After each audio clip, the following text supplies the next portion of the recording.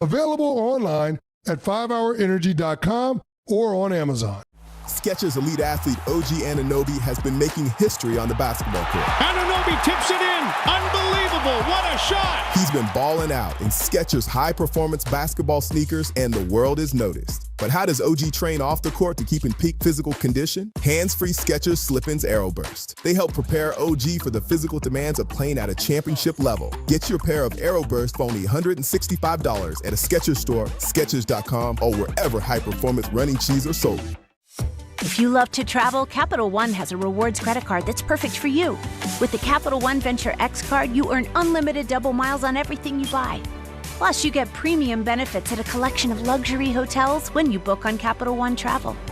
And with Venture X, you get access to over 1,000 airport lounges worldwide. Open up a world of travel possibilities with the Capital One Venture X card. What's in your wallet? Terms apply. Lounge access is subject to change. See CapitalOne.com for details.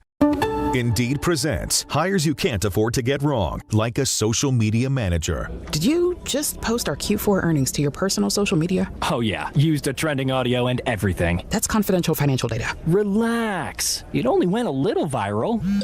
The SEC just commented with the eyeball watching emoji. This is time for sponsored jobs. This is what happens when you don't sponsor your job on Indeed. Next time, get matched with quality candidates with Indeed sponsored jobs. Visit Indeed.com/hire now and sponsor your job today. ESPN New York is your home for the world champion New York Knicks. WHSQ and WCBS-FM HD2, New York.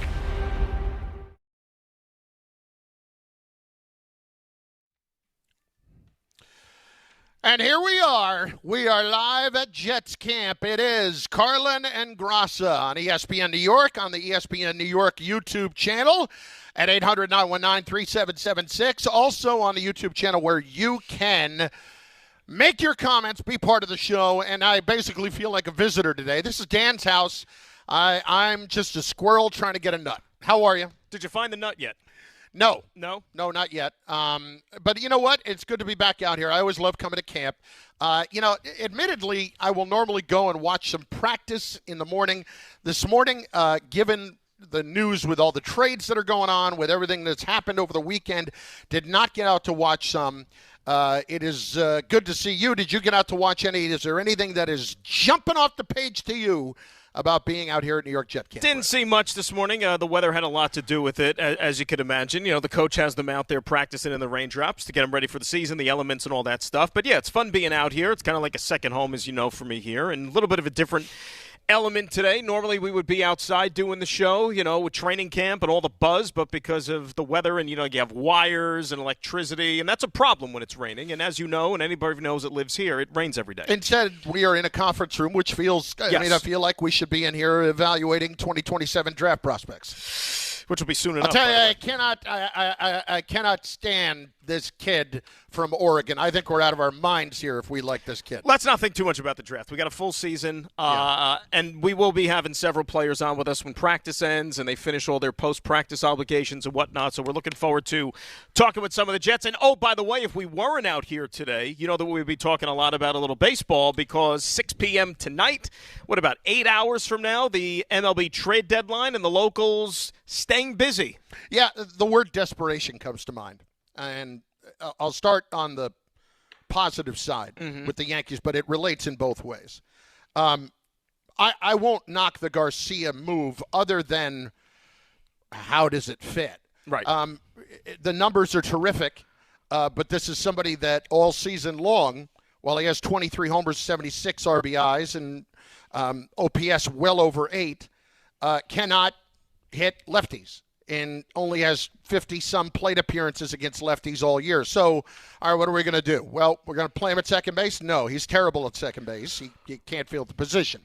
We're going to play him some at first base? Well, maybe we'll platoon him over there with Paul Goldschmidt a little bit and try and log jam that. Well, what happens when guys start coming back? How's that going to work? What exactly are we doing with Chisholm at this point? Was the thought maybe we'd move Chisholm to third? No, we're not going to do that. Like, it feels like for everything that we have talked about them needing, a right-handed hitting catcher, no, let's go get another left-handed hitting first baseman. And no, we're not going to catch Ben Rice. So we're really, it's not logjam. It is it is a complete bottleneck trying to get off at exit 16W for week 1 of the Jet game. Yeah. And that's going to take me an hour and a half to try to get in there. That's kind of what it is. Look, did they need the infusion offensively? Yeah, because even though they did a nice job this weekend and took 2 out of 3 in Chicago, they still can't score runs. No. They score 2 runs every game. I mean, the offense is completely just, I don't want to use the word inept, but they're... No, inept is the word. Okay, but I mean, they're compromised. How about they're compromised? Because they are missing some big bats, we know that. So I understand Garcia, who's a productive bat, but like you said, I question the fit because, all right, for now it might seem okay. You know, when you face righties, you're going to have Ben Rice and you're going to have Luis Garcia. One of those guys is going to play first. The other is going to be the DH. It's as simple as that. So what do you do about the other pieces when they return? You know, if and when we see Judge, we see Stanton. How are all these pieces going to mesh? What does this mean for Goldschmidt? Granted, he's a righty. It just seems like maybe there's still some work to be done here. And I'll tell folks, like, you know, who are maybe curious, they don't watch a lot of the Nationals, you know, what type of player you're getting. For both Mets and Yankees fans, you know what Luis Garcia is, Chris? He is what David Stearns last offseason when he envisioned, how do I replace Pete Alonso, thinking what Jorge Polanco would eventually become for them. Right. A guy who's maybe not good with the glove. That's okay, it's first base, but he's going to hit for me. That's what Garcia has done. He's hit, but he's been available. Polanco has not been for the Mets, and that's why you see the production difference here between these two. He's hit.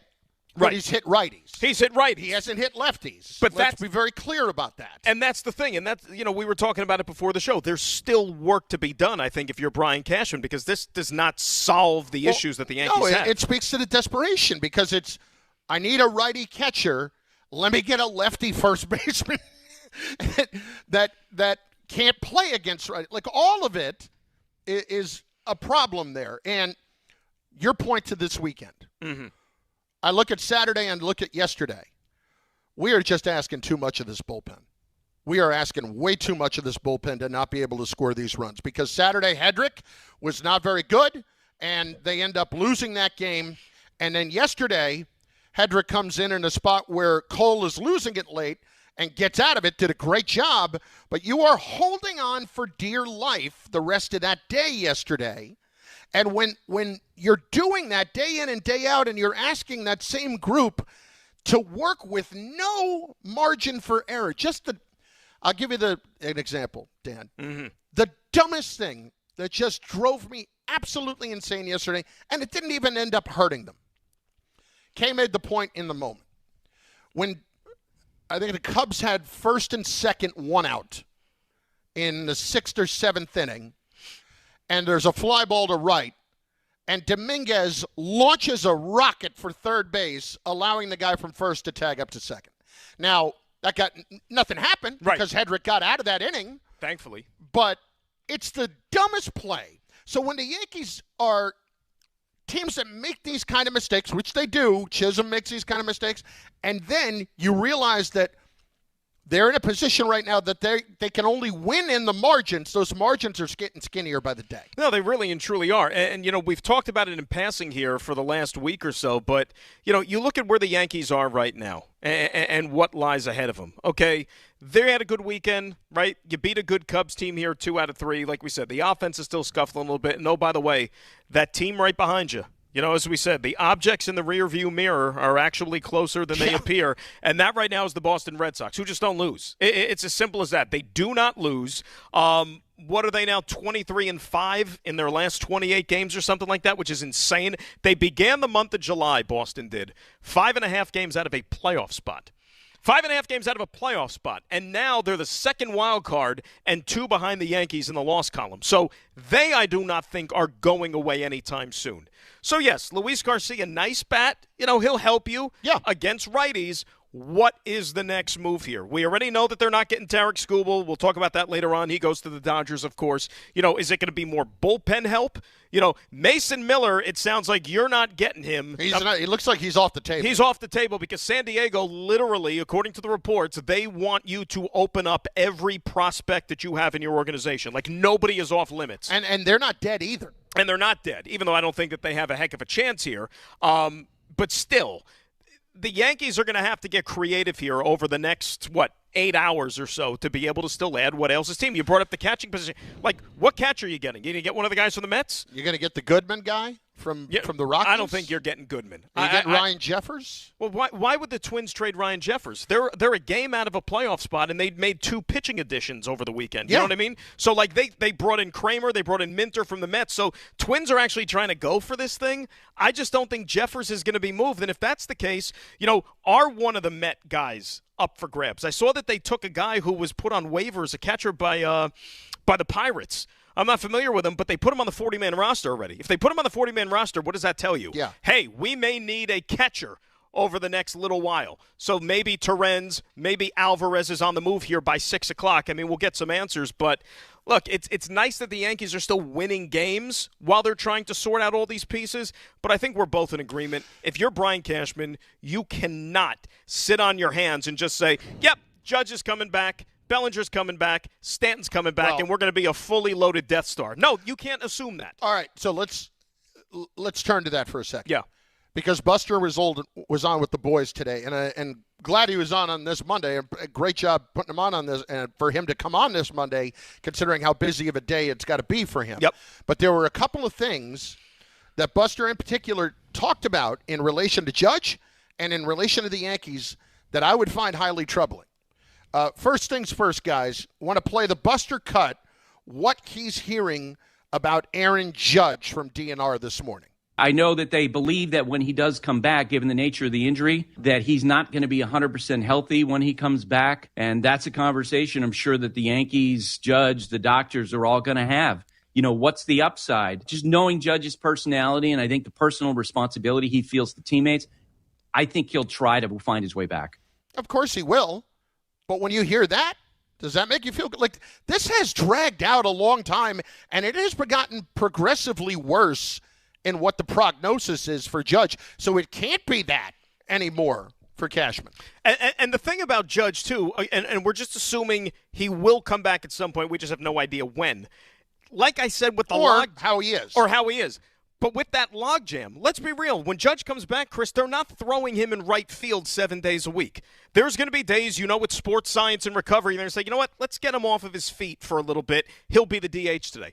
Okay, you already have like 3 other guys that need to be the DH, right? So, again, it just creates all of these issues, which, all right, the Yankees are probably saying, let's kick the can down the road and deal with it when we have to, but these could be very real problems for them once we get to September, let's say. And the other one that Buster had to talk about this morning is everybody else in the American League. Now, if you've listened to those guys, they've had this conversation with Buster before. Yeah. It's happened, I would say, 3 to 4 times since the beginning of the season. Who else in the American League, because we've all sat here and said how bad the American League is.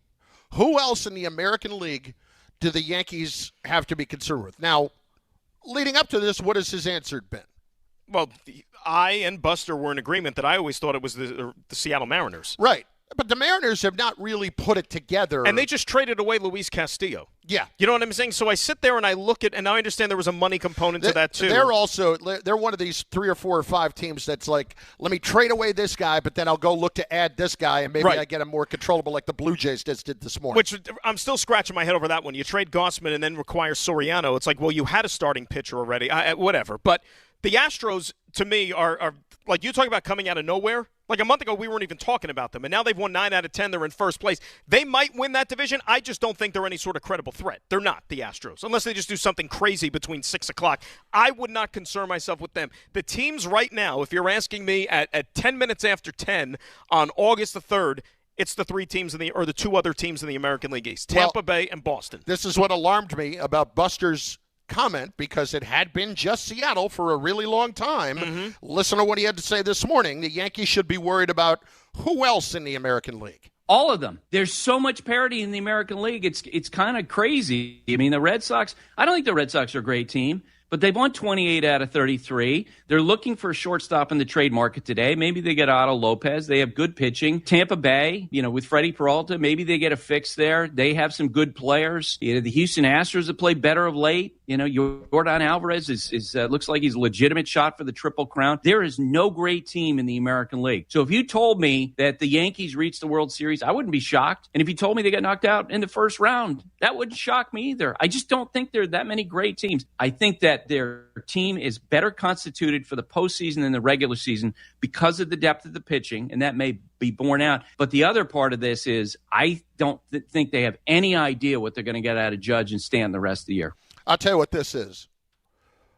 If they have no idea what they're getting from Judge and Stanton, I don't care that that's the case. Mm-hmm. This is going to be a massive missed opportunity.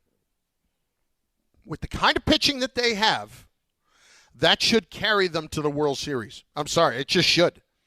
And if the GM has them in a position, even without those two, where they can't score 4 runs a game and give at least your pitching staff a chance, they have done everything they can to help you.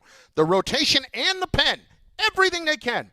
It is a massive, it's one of the great Brian Cashman failures of his tenure in my mind. And I understand what I'm saying without Judge and without Stanton, because I keep coming back to this. You heard me talk about this. When we were mentioning the Knicks, we were talking about, if not now, when. Doors open. Now, Knicks were very healthy, and that was also a big part of it. But with the Yankees, like, if not now, when? Because we've talked so much about wasting Judge for as long as they have. They've had him for the last 3 and 4 years be healthy. Now he's not. Got to do something. Judge and Cole. Remember, for always it was Judge and Cole. Cole on the pitching side of things. Cole, until he got gassed a little bit yesterday, was very fine. Good. And like you said, the pitching is going to be a strength here. Max Fried, who they're still stretching out and building up, I thought he was good on Saturday night. He was fine. You know what I mean? I understand that he's not used to the full workload, but he was fine. They're giving you chances. And I got to be real, though. I don't want to talk in these terms because we don't know how this is going to play out. And, yes, they still have an incredible opportunity because of the American League and how whittled down it is. I just think that if the Yankees ultimately fall short again this year, and I'm not saying it's going to happen, but you're going to have these injuries as a built-in excuse. The market I'm not interested. I'm not interested. Hear me out. I know I'm going to hear it. I'm not interested. Hear me out, though, okay? The market, as whittled down as it is right now, and I'm talking about the landscape of baseball between now and 6 o'clock. Like, there's not a guy that if you're a Yankee fan, you're saying to yourself, why didn't Cashman go out and get this guy? The one that's really going to truly help them at something offensively. That bat's not out there. You know what I'm saying? Like, somebody needs to tell me who's the guy that is going to absolutely change the fortune of the Yankees between now and 6 o'clock that Brian Cashman could go out there and get. Okay, that's fine. It's the other guys that he's brought here to be those pieces that haven't done it. It's the fact that Austin Wells has been nowhere near the offensive player that they expected him to be. It's the fact that Ryan McMahon is not even a net zero at third base. I'm like, he can't hit a beach ball if you served one up to him. It's the fact that Anthony Volpe, and I shouldn't say brought here. Right. These guys, he did bring here. He drafted, whatever.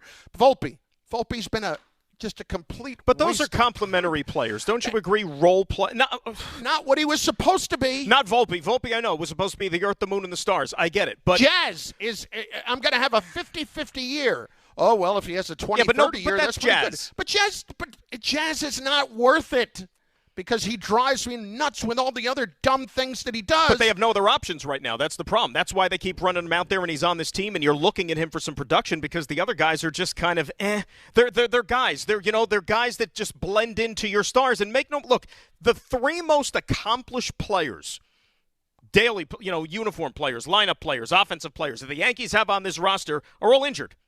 Right, you look at their resumes, the back of their baseball cards. The three most accomplished bats the Yankees have, Stanton, Judge, and Bellinger, are all on the shelf. Two guys have missed a considerable amount of time. Bellinger, who knows how long he's going to be out. And oh, by the way, the Judge guy, you might have heard of him, right? He might be the most important player in all of Major League Baseball. He might be. Isn't this guy a Yankee fan? He is a Yankee fan. Well, then we'll get him in here and we'll talk about this. Because this is a freaking joke what's going on right now. We're out of Jets camp, as we said, and it is Carlin and Grassa, and we have our first Jets guest of the day. He is Jeremy Ruckert, the tight end for the Jets, who Dan sold me the other day. Listen, this guy's a big-time Yankee fan He's a right huge now. Yankee fan. So let's just listen. We'll talk about the team. That's fine. This is a complete joke what's going on right now with this baseball team. They'll get it figured out.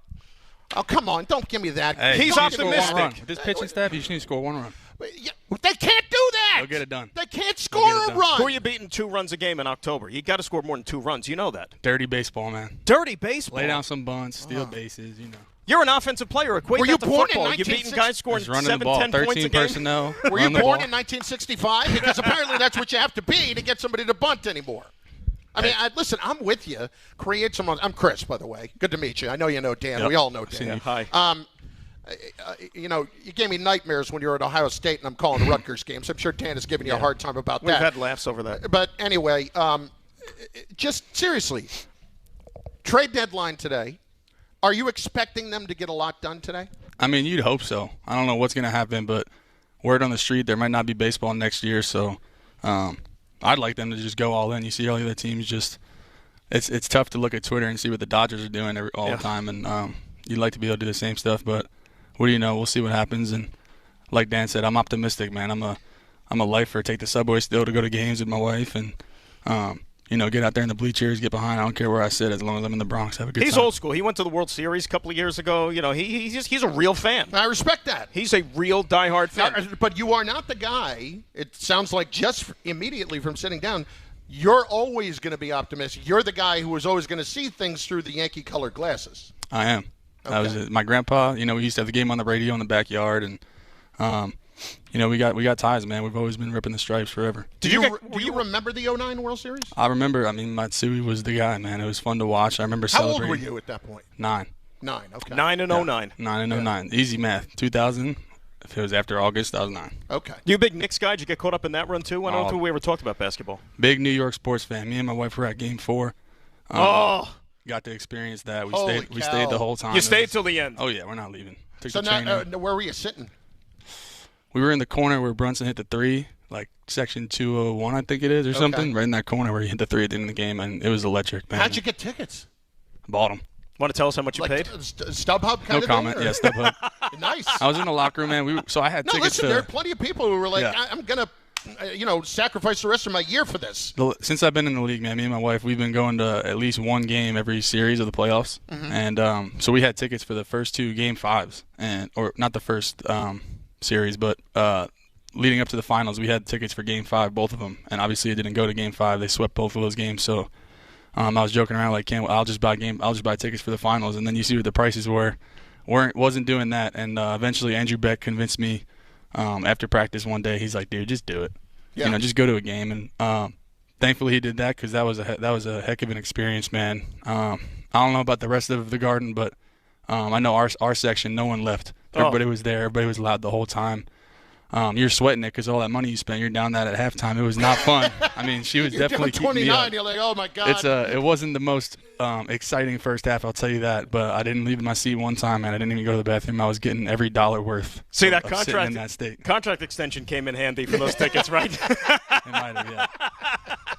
How about this? What is this, year 5 now for you? Year 5. I mean, you look around this locker room and you say to yourself, my God, I'm one of the longest tenured guys here. Does it kind of like sink in a little bit? It's like, hey, this is I'm one of the leaders of this locker room now. Yeah, I mean, it's definitely getting more noticeable. You start trying to tell people stories and stuff, and you look around the locker room or the training room, and no one knows what you're talking about. There's only like a few guys who you have to go find out and be like, yeah, remember when this happened? But, yeah, like you said, being one of the guys that's been here for a while and knowing what it's been like going through these past couple of years, it's definitely, you don't take it lightly, man. You get to tell all the younger guys what it's like, what to expect, and obviously dealing with the media and the perception of us and kind of toning out the noise. And But again, like I said, it is definitely weird being 25 years old, but looking around the locker room and not seeing anybody that's been there since you were here, Jeremy Ruckert is with us, the Jets tight end. Talk to us a little bit about AG.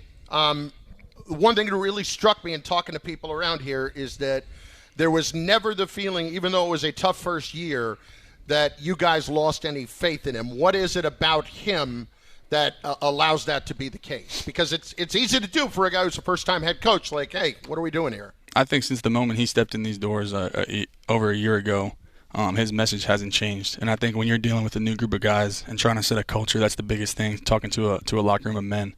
Not changing your message, not changing who you are, and believing that, we're going to get this thing turned around. I never lost faith in him. No one thought that anything was going to happen. All we were worried about was the day. We were worrying about what we were going to do next and how we're going to set this culture off the right way. And I'm an AG guy.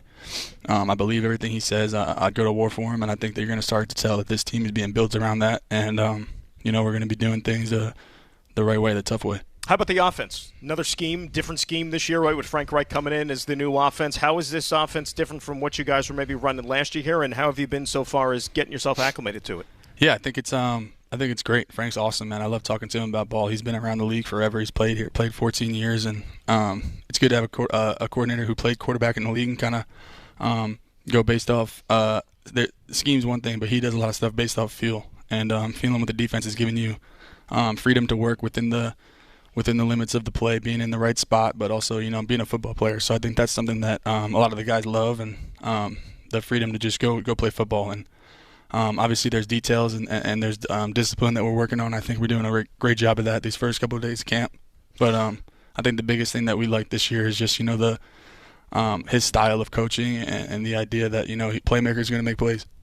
The room right now, obviously you've got two younger guys in Sadiq and Taylor. Tell me about them, what you've seen, how you're helping to bring them along. Yeah, I think our room has a great mix of guys, whether that's athletically or, just experience-wise. We got some veterans in the group. Andrew Beck's been around a little bit. He's been in different locker rooms, and he's seen a bunch of stuff. And, me and Jelani Wood's been in the league going into our 5th year now, but we also got two talented young guys. So I think we all play off each other really well. I think our tight end coach is doing a great job of like I said, letting us all get in there and play different roles and seeing how we fit. He's coming from a system where they use all their tight ends super well.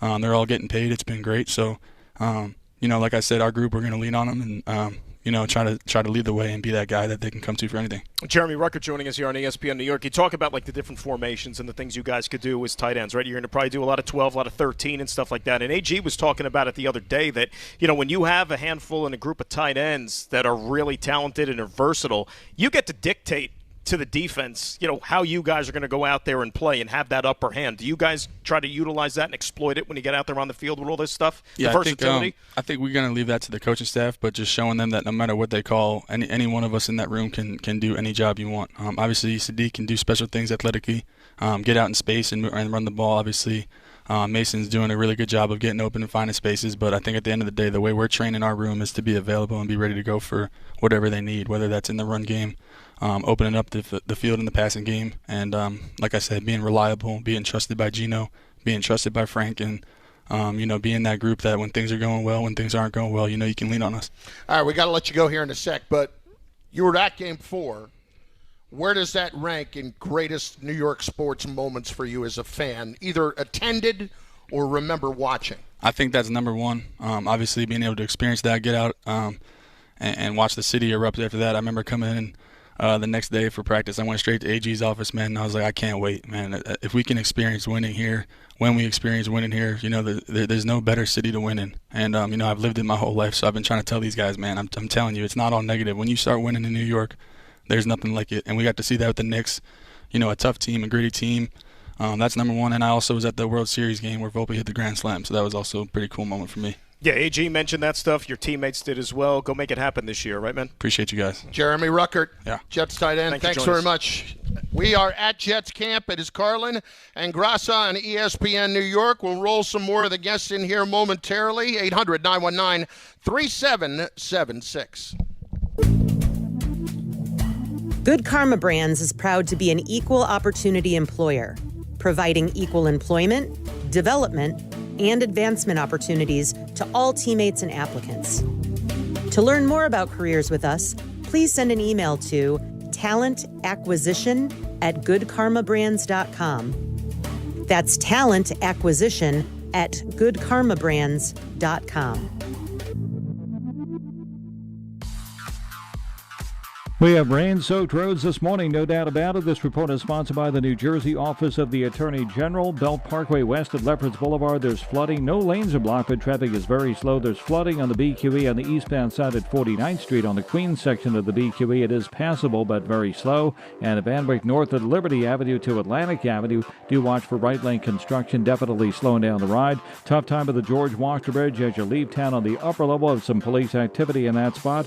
Is someone controlling your movement, money, or identification? These could be signs of human trafficking. If something feels wrong, trust yourself. Call the New Jersey Human Trafficking Hotline at 1-855-NJHT. I'm Matt Ward on 880 ESPN New York.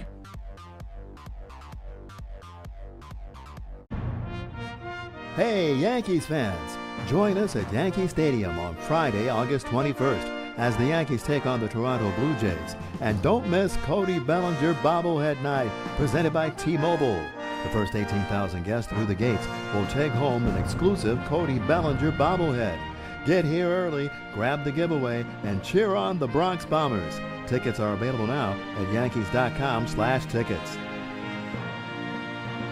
There you were, surrounded by fans. Everybody remembers the game. Nobody remembers the guy coughing behind you. Till a few days later, at 2 a.m., you wake up with a fever and your throat's on fire. Now what? Urgent care? Closed. ER? Slammed. Telehealth? Maybe, but the pharmacy's closed. You needed a medical emergency kit. These aren't first aid kits. They contain essential prescriptions used for over 30 common conditions. Sinus and ear infection, UTIs, stomach bugs, traveler's diarrhea, and more on hand before you need them. Use your doctor-developed guidebook to select the right prescription or call their telemedicine doctor standing by. It's like an urgent care and drugstore at home. When you're sick, traveling, or stranded, you'll wish you'd ordered a medical emergency kit. Order online in minutes and it's shipped to your door. And save $45 with my promo code 880 at urgentcarekit.com/880. That's promo code 880 at urgentcarekit.com/880. Hi, this is Don LaGreca. Just like the New Jersey Devils bring intensity on the ice, Viking Pest Control brings the same level of protection to your home. And I know because I use Viking at my own place. The season may be over, but pests are always in play. So it's time to lock in your off-season defense. As the pest control provider and proud partner of the Devils, Viking delivers 45 years of trusted experience to keep ants, cockroaches, stinging insects, rodents, mosquitoes, and more out of your zone. And when you bundle pest control mosquito services, you score big savings. One call, one company, total peace of mind. Visit VikingPest.com, protecting your home inside and out.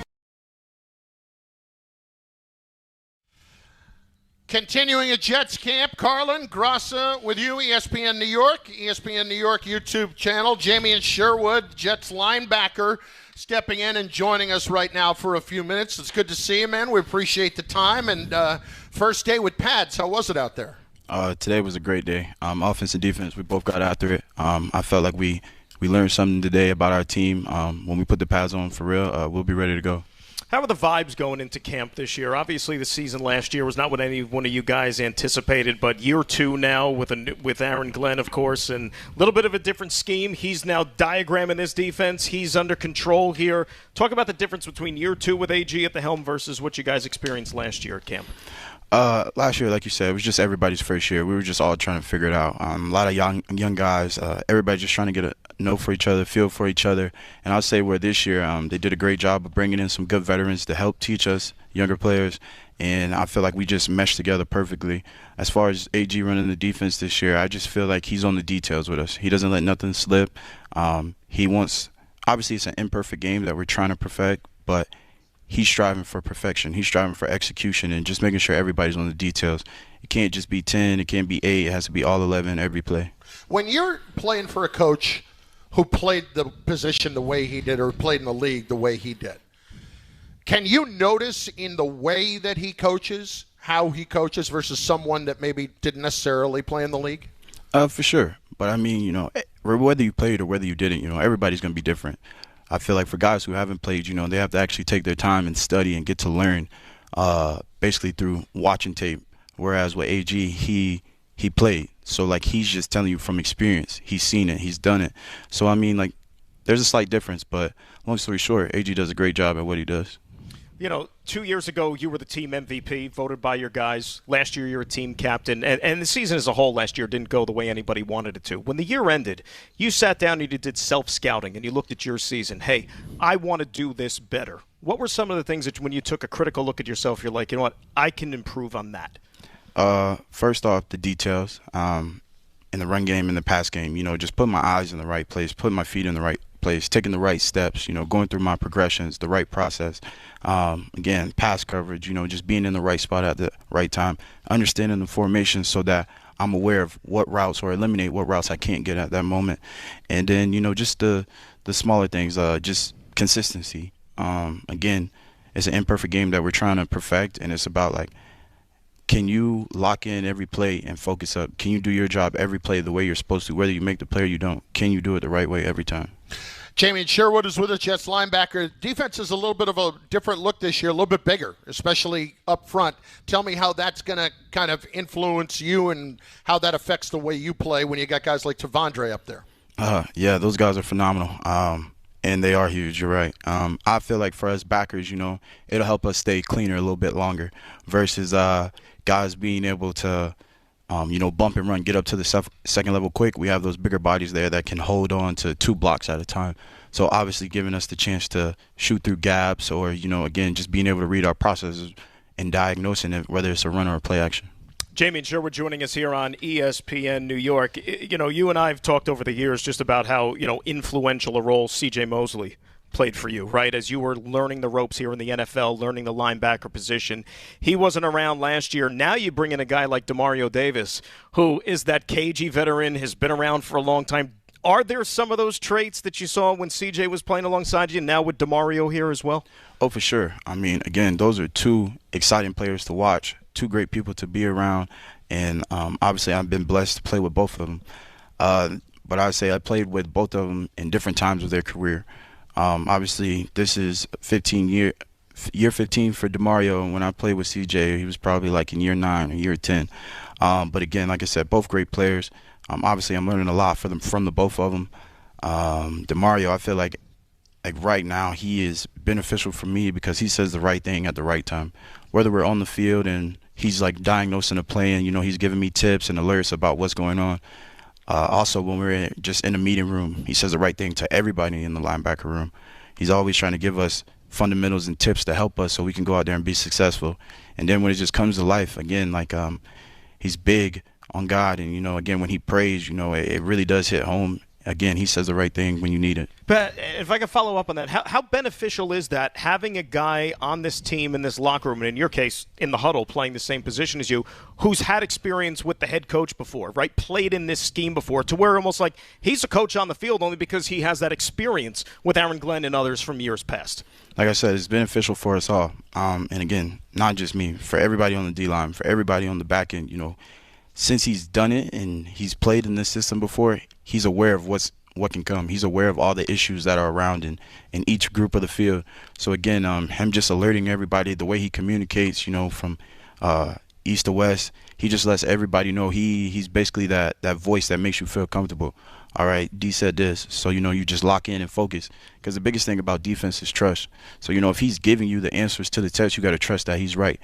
And again, you still have to go through your process and eliminate everything else, but majority of the time, he is right, though. All right, you're a chess guy, right? Did I read that right? Yes. All right. Is there anybody in the building who can give you a game? I've yet to play anybody in the building. I did have a teammate a couple years ago, Chaz. We played a few times, but I've yet to play anybody yet. Like, where are you really good? Like, where's your level?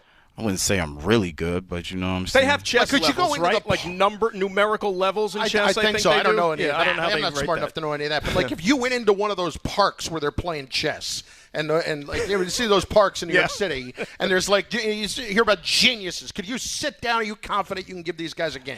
I definitely could give them a game, but when I've seen those like videos of people playing, they play for time. They play with time. Yeah. Right. So if they eliminate the time part, yeah, I could give them a game. Okay. They Now, make if the you- move, and it's like, boom, they hit the clock. Make the move, boom, they hit the clock, like that. Because, like, it's a process. So when you make your move, you had already thought about it.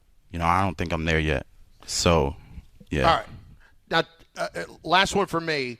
Just tell the Jet fan this year why this defense is going to be so much different and so much better. Like I mentioned earlier, just the guys that we have on the defense, the way they put it all together, the way they strategize it. Again, bringing in DeMario and Mika, and a lot of other veteran guys. Again, that leadership that they brought with them, again, is crucial for us. Last year we were just very young, and again, it was all new for everybody. But having those guys, again, calm the waters for us all, and again, it all meshes together. Having those bigger bodies on the D-line, it just makes sense for the backers, again, them being able to take up double teams. And, again, it's going to affect the run game. So I feel like our front seven is going to play way better than we did last year just because of those guys up front. It start there. And the guys that we have on the outside, and then the back end, I trust them with my whole heart. Again, Minka, Cisco, Malachi. And then our corners, AZ, B.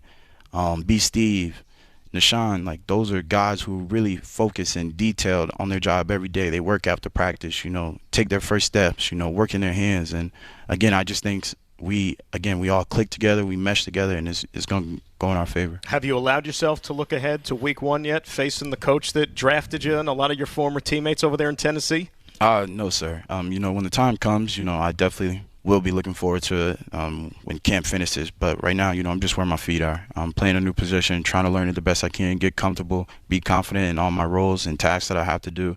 And, again, just getting what it feels like to play with Double D. Again, just being able to trust him, listening to what he says. So, again, I can go out there and play faster. So to answer your question, no, I haven't looked for it. Jeremy, appreciate it, man. Thanks for coming by, and best of luck this season. Thank you. Appreciate you having me. Jeremy Sherwood, Jets linebacker, joining us. It's Carlin Grassa, ESPN New York. Armand Membu going to join us here momentarily on ESPN New York. It's Rich Eisen for Pella Windows and Doors. Sometimes teams take a timeout to regroup and call the right play. When it comes to your home, Pella Windows and Doors always has the winning game plan. They do it every day, and that's why your neighbors trust them. Visit Pella.com/Eisen today. Right now, Pella Windows and Doors of New Jersey is offering buy one, get one, 40% off windows and doors, and no payments, no interest for 24 months. Some restrictions may apply. See local showroom for details. Offer ends August 31st, 2026. In sports, the tape never tells the whole story. Hiring is no different. AI can make candidates look like an MVP on paper, so knowing the person and the skills behind the resume matters. That's where Robert Half changes the game. Our recruiters combine their expertise with award-winning AI to evaluate skills and fit quickly. Learn how we can find you specialized talent in finance, accounting, technology, and more. At Robert Half, we know talent. Visit roberthalf.com/talent today. When care matters most, experience matters more. The Allure Group is redefining rehabilitation and long-term care across New York with 6 convenient locations. Their expert clinicians create personalized care plans to help you recover, rebuild, and get back to what matters most. From short-term rehab to long-term care, Allure is committed to comfort, dignity, and results. To learn more, visit allurecare.com. The Allure Group, where care meets compassion. If Twisted Tea Hard Iced Tea was your best friend, it would be the kind of friend that starts an impromptu dance party in the supermarket aisle that turns into an all-day pool party rager at your place, and you don't even own a pool.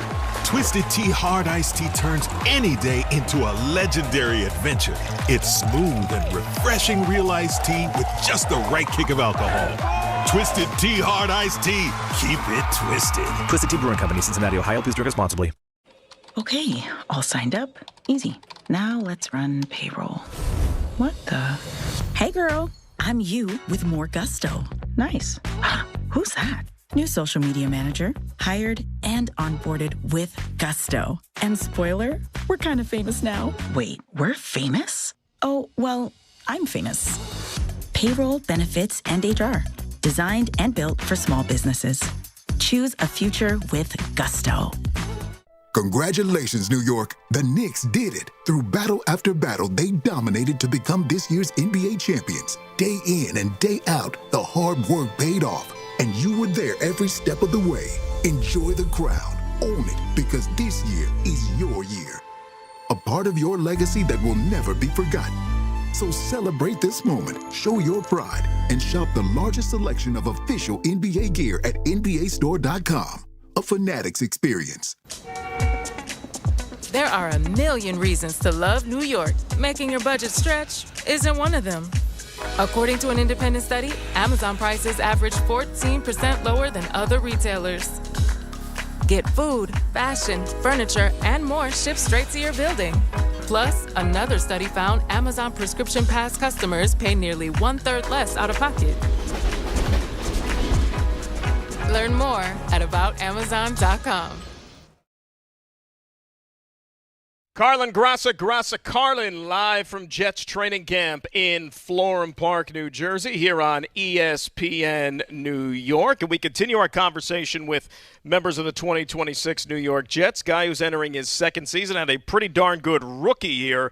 That we'll be talking about, of course, the outstanding tackle Armand Membu, who's nice enough to join us. Armand, Dan, and Chris, thanks for joining us today. How are you? I'm doing good. Appreciate y'all having me on here. No, we appreciate it. And listen, it was exactly what a Jet fan would have wanted to see in year one from a guy coming in, 7th overall pick, make a big impact right away.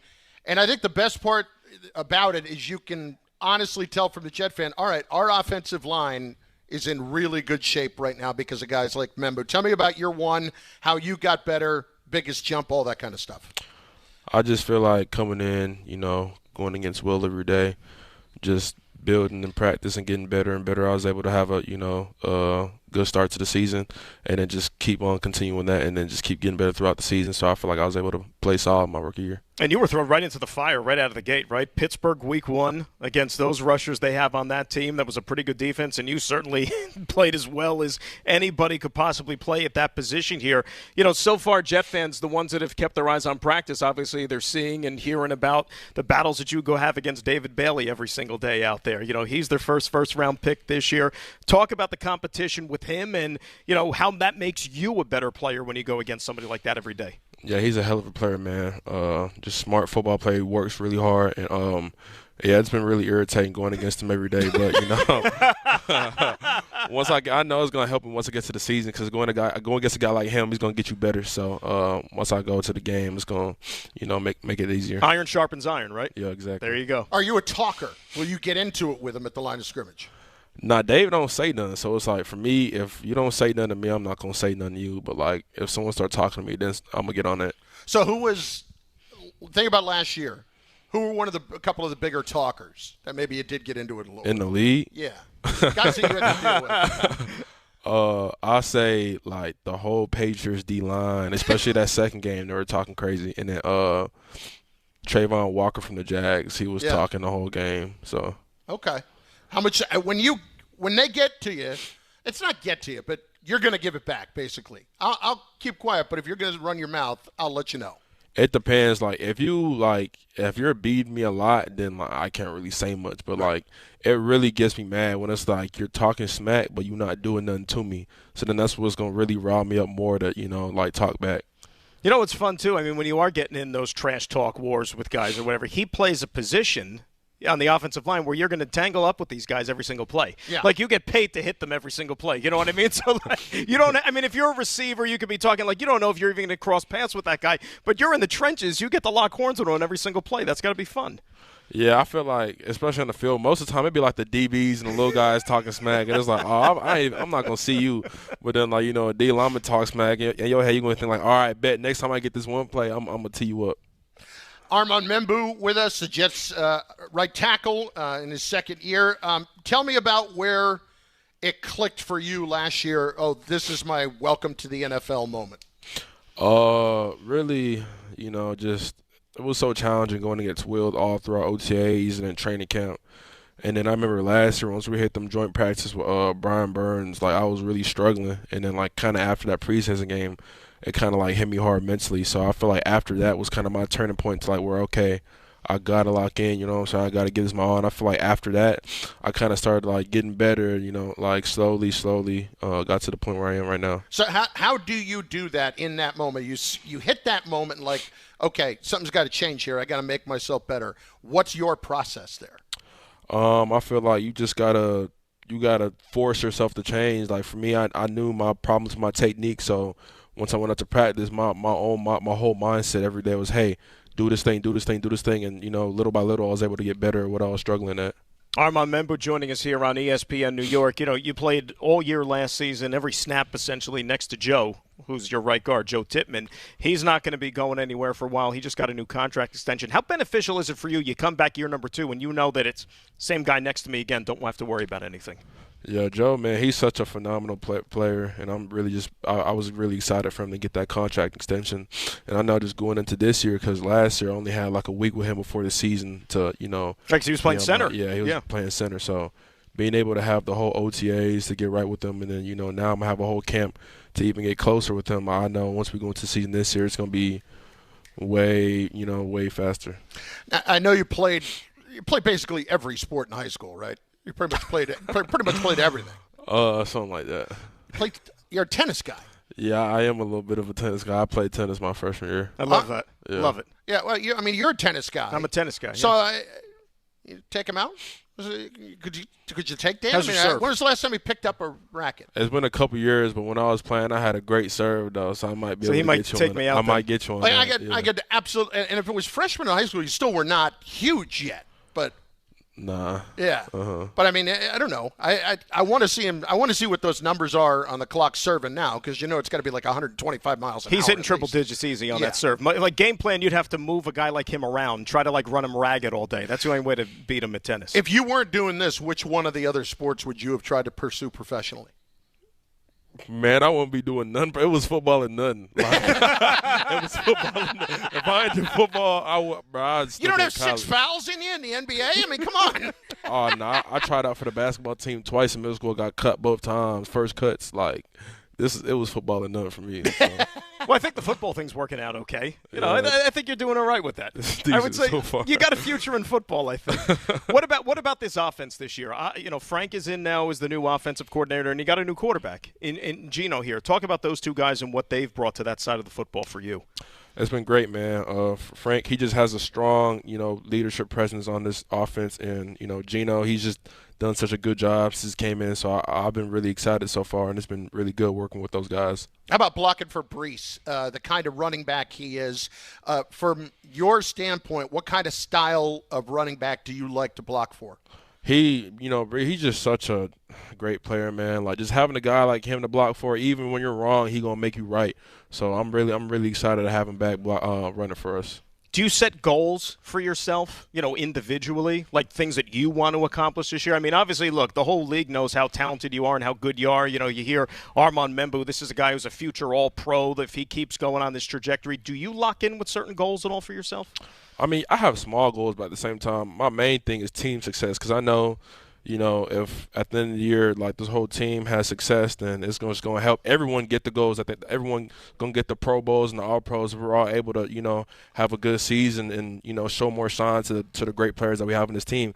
Because I feel like there's a lot of players in this team that, you know, are great, but, you know, we just don't get the recognition they deserve because of, you know, where we're at right now. All right, I got 2 quick last ones for you. Families from Cameroon, a lot of French being spoken. How is your French right now? You still hanging in there with that? Oh, it's not that good. Yeah. We went to Paris right now. We're going out to dinner. You're probably like, because I would be like, show me the pictures of what this is. Pictures on the menu is what you're saying. I'm not a French guy. It's not. I mean, like, your parents talk French at home or not? So growing up, my mom would speak English to me and my dad would speak French. So it kind of messed up my speech for a little bit, and I couldn't talk until I was 2, they told me. And then, just growing up, they never really taught me French. So I used to understand it a lot, but now I can't as much. And then when I got to high school, my mom told me to take Spanish. It was a little weird. So now I know like a bunch of Spanish, and I got a little French in here, and I just can't speak any of them. So yeah, that's not See, helpful. she wanted you to have more variety, but I would have said, no, but Mom, I already have the background in French. French would have been an easy A. That's what I French told was her. an easy A. She ain't want me to take French, so I want to learn eventually. Hey, you know what, though? I took 3 years of Spanish in high school, went and took Spanish 101 in college, got a C-. So we're fine. I think the high school Spanish is like, compared to the college, it's on another level, I would say. I was like asking the offensive lineman this. Rather score a touchdown or lay somebody out with a pancake block? Score a touchdown because I don't come often. So, like, you can get a pancake any game, but if I get a touchdown, I'm going to have to frame the ball, and you know what I'm saying? I'll take that. Any wrinkles in the playbook so far for that this year? Behind the line of scrimmage? You can just tell us. It's just we're all friends here. Nah, not yet. Nothing Maybe yet. Armand, you gave a lot of Jet fans a lot of reason for optimism with your first year. Good luck this year. We appreciate the time. I appreciate you having me on. Thank you. Armand Membu, Jets right tackle with us. It's Carlin Grassa at Jets camp on ESPN New York. A.Z. Thomas going to join us here momentarily on ESPN New York. Zona? Is that a word? In the 2026 Kia Sportage Turbo Hybrid, it might as well be, because it can be one road trip. It's all about turbocharged power and hybrid efficiency working together, so you get the thrill of quick acceleration and the satisfaction of fuel efficiency. Book a test drive and keep the adventure going. Kia, movement that inspires. Call 800-3334-KIA for details. Always drive safely. Prizes, flyaways, even cash money. You want it? We've got it. Find a list of all contests and official rules by visiting ESPNNewYorkContests.com. That's ESPNNewYorkContests.com. Fans, arrive early at Yankee Stadium on Saturday, August 8th for the 78th Annual Old Timers Day presented by Fresh Direct. See Yankees legends put on the pinstripes again and take the field at Yankee Stadium. Relive memories of your favorite former Yankees and make new memories with your family. After the Old Timers Day ceremony and game conclude, stick around to see your Bronx Bombers take on Atlanta. Get your Saturday, August 8th Old Timers Day tickets presented by Fresh Direct at Yankees.com/tickets today. There you were, surrounded by fans. Everybody remembers the game. Nobody remembers the guy coughing behind you. Till a few days later, at 2 a.m., you wake up with a fever and your throat's on fire. Now what? Urgent care? Closed. ER? Slammed. Telehealth? Maybe, but the pharmacy's closed. You needed a medical emergency kit. These aren't first aid kits. They contain essential prescriptions used for over 30 common conditions. Sinus and ear infection, UTIs, stomach bugs, traveler's diarrhea, and more on hand before you need them. Use your doctor-developed guidebook to select the right prescription or call their telemedicine doctor standing by. It's like an urgent care and drugstore at home. When you're sick, traveling, or stranded, you'll wish you'd ordered a medical emergency kit. Order online in minutes and it's shipped to your door. And save $45 with my promo code 880 at urgentcarekit.com/880. That's promo code 880 at urgentcarekit.com/880. Progressive presents Perfectly Bad Excuses for Missing Stuff to Spend More Time on Your Motorcycle. Hey, Tom. Gonna miss the 5K. Gotta organize my vitamins. A, B, C. There's so many. D. Now that was a bad excuse. If you love your vehicle this much, get customized coverage from Progressive, America's #1 motorcycle insurer. Progressive Casualty Insurance Company and affiliates, not available in D.C. Kenny here to help you ignite your taste buds with Firework Freeze 5-Hour Energy Shots. Juicy cherry, citrus lime, and blue raspberry. It's that iconic freezer pop flavor, but with none of the guilty sugar aftermath. The perfect summer kick. It's a delicious, portable, zero-sugar energy shot bursting with flavor. Bring on summer with Firework Freeze 5-Hour Energy Shots. Available online at 5hourenergy.com or on Amazon. ESPN New York, now streaming live on YouTube. Subscribe today and watch the show. WHSQ and WCBS-FM HD2, New York. Back out in Florham Park, Jets camp. It's Carlin, Grassa, ESPN New York YouTube channel, joined by second-year corner A.Z. Thomas. And this guy, again, another guy who give you a lot of reasons for optimism off of his first year. How you doing? We appreciate a couple of minutes. How's camp been? It's been great, man. I'm doing good. How about y'all? We're doing well. Doing great. Right before we got on the air, I asked you, I said, you do any traveling this summer? And you said you took a hiking trip up to Tennessee with your brother, who also plays in the league. And you said that an actual bear broke into your brother's car. I mean, I didn't know bears were capable into his of that. car? Yeah, I don't, so please enlighten us. How does that happen? So before we got up there, which my brother drove up there from Tallahassee, Florida, I had flew with my baby sister up there to Gatlinburg, and me and my sister's Uber was like, don't leave any food, make sure you lock all your doors, like don't leave anything like in your car, because like the bears are smart out there. And I'm like, okay, what type of bear these is? Like these humans There's up a freaking Yogi Bear living out there? The bear is smarter than your average bear. Like, really? Facts. And so one night, I think my brother had to go get something in his car. I think it was his tripod or something. He'd be making TikToks and stuff. So he went to go grab something in his car. And so I'm walking behind him, and like his Camaro door is like wide open. So I go running back in. I'm like, hey, is in there? Come on, let's go. So we had ran back in. So we trying to check what's outside. We don't see anything. So all right, let's go back outside. So boom, go back outside, and all we see is like scars, like and like nails or whatever on his seat, and there was a bunch of dirt, and then, like you can kind of see his paws. And so it was kind of scary. When we had ran back in, we came back out. So he was still in the car? No. He took gone. what he wanted, and he left. I didn't know bears were high on the list of car thieves in America. But hang on a second here. Me neither. He ripped it up inside, but somehow was able to open the door. That's what like he didn't break into the car. Like he left it perfectly fine on the outside. So I think his door was unlocked, or he forgot to lock his door, but he opened the door. For sure. America's Most Wanted, bears. How do you tell a cop? I think a bear ransacked my car. Did he leave any? Was there a box of Twinkies back there? What did he leave back there? No, I don't think he left no Twinkies. I think it was like some Gushers or something. But I mean, like down there, like that's not like rare at all. Like bears break into cars. Y'all can look it up. But it was in Gatlinburg, Tennessee. So I don't know what type of bears they got, but they smart for sure. Oh my gosh! Will you guys play the Bears in Week 4? Hopefully, you don't have any flashbacks to that one. You know. I'm be good. That'll be good. All right. The other day, AG was talking about, somebody was asking about you in your second year in camp, and you said, and AG said he's doing a real nice job, but I want to see him when he gets the pads on. Yep. Today was day one of the pads. Yep. How'd it go? I mean, it went well. I mean, I feel like the film going to speak for itself. Y'all can go back and watch. But, I mean, I'm a physical corner. I love when the pads come on. That's real football. So, I mean, it's all nice when we have the spiders on. But real football is when the pads come on. So that's what I enjoy. When you're playing for a guy like AG who played the position at such a high level, and he's expressed a desire to have a corner like you who's a bigger physical guy.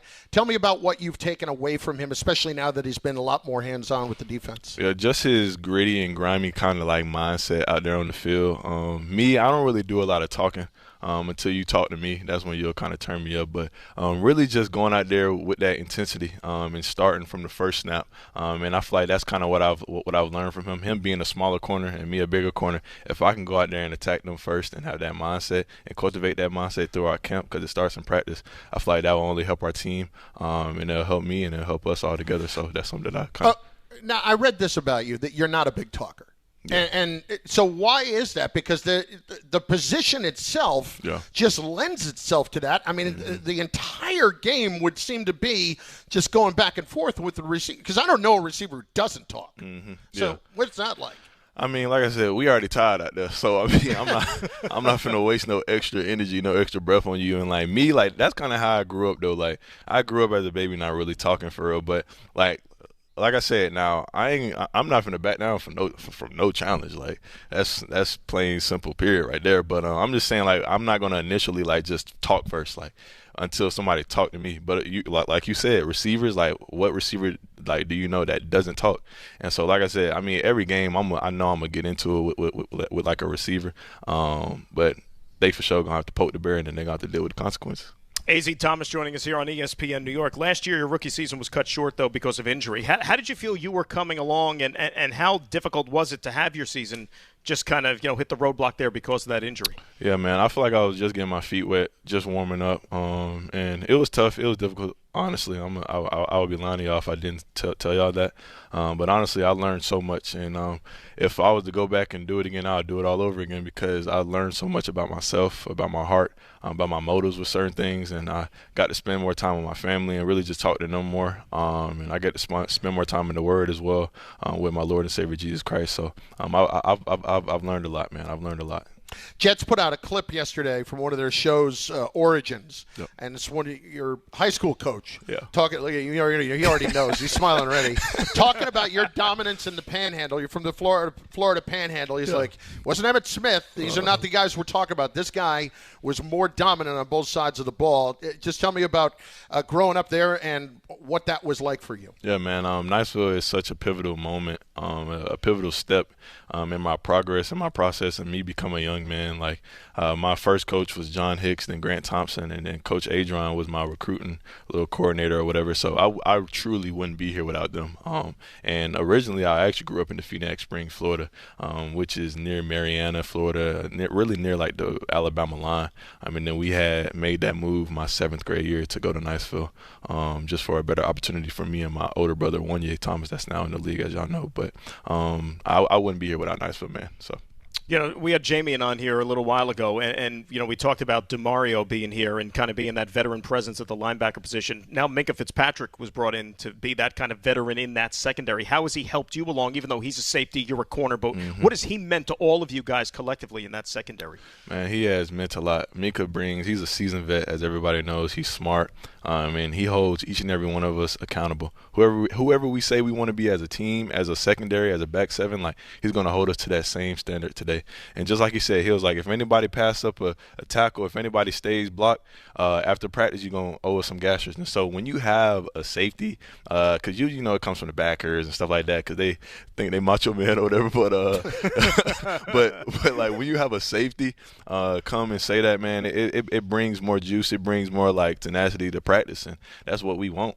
So no business decisions being made, basically. Nah, man, we ain't making no business decisions, man. We're going head first into everything. A.Z. Thomas is with us. Pat Surtain is your coach in college, correct? Yes, sir. At Florida State. Yes, sir. Pat Senior, of course. Tell me about playing for a guy like between him and AG. What difference that makes having somebody who played the game at the highest level and Pro Bowl level player, and what you take away from those kind of coaches. Man, it makes a huge difference. Like when you have a coach that has played it, that couldn't be more of a privilege because they have been in your shoes, they have been in your spot, and I'm trying to make it there and even make the shoes even bigger. And so it's such a blessing, man. And for me to be blessed, for the Lord to bless me with a coach like Pat Surtain, and then also Aaron Glenn. Like, I mean, what more can you ask for? And so I feel like the tools are already in front of me, in front of us as a secondary, and we just got to use them. How are things different this year with AG running the defense? I mean, of course it's different when you have your head coach running the defense. I mean, I feel like that goes for any coach, but he's making sure that he hones in on the details, especially when you're a head coach and you're calling the defense. The meetings are much more, I feel like, pressure a lot because he kind of throws us off guard a little bit. We'll probably be going over an install and he'll ask us something about a formation, so he kind of keeps us on our toes. But it's like a good type of pressure. It's like a good type of feeling when you walking in there and just like and you know what's at stake this year. So yes, sir. Your brother, first 3 years in Dallas, he's the Colts now, yeah? Yep, yes, sir. How much are you keeping in touch with him? How much you guys talk, especially during camp? Man, me and my brother talk every night. Like literally, we go to the room. I'll watch film. I'll do my Bible study, and then I'll talk to my brother, and we just do a little recap on the day. And we encourage each other because we know how hard it is. I feel like that's another thing that guys and people really try to ignore is like, okay, like yeah, we in fall camp, but we try to ignore how we feel. But you always need somebody to talk to, and I'm thankful and I'm blessed that I have my brother too, because he's in it. Like he actually knows how I feel, so that's a blessing. I think I know the answer to this question already, but I gotta ask it anyways because I know this is something that media and fans kind of obsess over. Your brother's on the Colts. The Jets have the Colts' first-round pick next year. Does that ever come up in conversation with you and your brother? Maybe if you don't have the best season, if you want to lose a few games, that'll help us. Maybe later in the year you want to make a business decision on it. Like if you guys want to maybe take it easy down the stretch and add some losses. Basically, what we're saying is telling them to take a dive. Nah, man, I ain't gonna lie. That actually does not come up. We don't even really talk about that for real. But it's actually interesting that y'all brought it. I even forgot about that. But it's a good pick. That's a good pick. It is. All right, last one for me. You mentioned it earlier, but I always want to know. Now, within reason, obviously, you're going to hear things that you can't repeat. Mm-hmm. But was there ever a guy in the talking last year at receiver where it almost just made you laugh? You saying on the opposite team? Yeah. Like any guy just made you chuckle. What's the most ridiculous thing, again, what you can repeat on the radio, that was just like, oh, my God. Like something, whether it was corny or anything like that. I ain't going to say his name, but somebody has said, and it's not really bad, he was like, ain't no way y'all got a rookie corner on me. That's what kind of made me chuckle. I can't believe Steph Diggs would say that. It's amazing. I tried. It wasn't even him, but Khalil Shakir, he's out of line with that. That's CD Lamb. I mean, my gosh. They ain't say it either, but it had kind of made me chuckle because I ain't no regular rookie corner. Nope. And I don't know what type of party they thought it was, but like I said, it comes with the game. I was a rookie, so yeah. Well, you showed it, and again, a lot of Jet fans very excited about what you're bringing. Last thing, when is the interception coming this year? The interception coming? When's the interception coming? You guys heard it a lot last year with the no interceptions as a defense. When first week 1, getting one out of the way. Is that what's going to happen this year? I guess we'll have to see, man. AZ, we appreciate a few minutes, man. Thanks for stopping by. Good luck this year. Appreciate y'all, man. God bless. AZ Thomas, Jets Corner with us. It's Carlin, it's Grassa, it's ESPN New York. And on the ESPN New York YouTube channel, let's step aside for a quick second. We'll come back. We'll reset. We'll get into all the trade deadline stuff. We're at Jets camp today, and we will get your calls at 800-919-3776. 1-877 Cars for Kids. KARS Cars for Kids. 1-877 Cars for Kids. Donate your car today. 1-877 Cars for Kids. KARS Cars for Kids. 1-877 Cars for Kids. Donate your car today. Ready to get rid of that old car? Donate it to Cars for Kids. Call 877-CARS-4-KIDS to speak to a friendly live agent. Donation is super easy, and your car can be picked up as soon as tomorrow. Go to cars4kids.org now, or call 877-CARS-4-KIDS to donate your car today. 1-877 Cars for Kids. KARS Cars for Kids. 1-877 Cars for Kids. Donate your car today. Did you know you can donate real estate too? Go to carsforkids.org. That's cars with a K. D'Agostino Law Bite Back. This is John D'Agostino from D'Agostino & Associates. Did you know Social Security takes money out of every paycheck you earn, paycheck after paycheck, and you're not supposed to touch that money until you're 67? What if you can't work? What if you need that money now? The system is challenging and most people get denied. That's a fact. D'Agostino & Associates has the experience to win, and we win a lot. If you filed for Social Security disability benefits and were denied, let us appeal. Call us first at 1-800-BITE-BACK. Bite Back means fight back. 1-800-248-3222. We'll fight to get you paid. D'Agostino & Associates has offices throughout New York and New Jersey and handles Social Security disability claims and appeals. Remember, if you've been denied, call us first. 1-800-BITE-BACK. That's 1-800-248-3222. D'Agostino & Associates. We win a lot. Miller time. People think it just happens, but that's not true. You know what you gotta do? You gotta go say hello with some beers. Make the plans. Forget the couch. Go to that thing. Play the game. See them in person. Talk to that stranger. Live a little. Small acts of rebellion that bring us together. Because legendary moments start with a light. It's Miller time. Celebrate responsibly. 2026 Miller Brewing Company, Milwaukee, Wisconsin. Monkey Sports, built by players for players, is your one-stop shop for hockey, baseball, lacrosse, and more. Find top-name equipment and expert in-store services like sharpening, break-ins, and relacing. Shop in-store at Monkey Sports in Farmingdale or Woodbridge or online for all the top brands. Whatever your sports, Monkey Sports gets you game ready fast. Monkey Sports, where athletes shop. It's Rich Eisen for Pella Windows and Doors. Sometimes teams take a timeout to regroup and call the right play. When it comes to your home, Pella Windows and Doors always has the winning game plan. They do it every day, and that's why your neighbors trust them. Visit Pella.com/Eisen today. Right now, Pella Windows and Doors of New Jersey is offering buy one, get one, 40% off windows and doors, and no payments, no interest for 24 months. Some restrictions may apply. See local showroom for details. Offer ends August 31st, 2026. Do you read more about your team in the off-season than in the season? Does your game day outfit include a brown bag with eye holes? Then you may be a fan of a BST or bad sports team. Luckily, when you bundle your home and auto insurance with Progressive, you're protected. Because seeing your painted face in the rearview mirror after a loss isn't just depressing.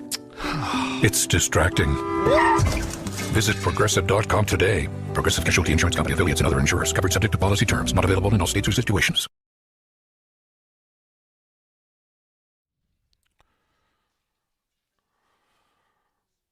Carlin, Grassa, ESPN New York YouTube channel at 800-919-3776, 800-919-ESPN.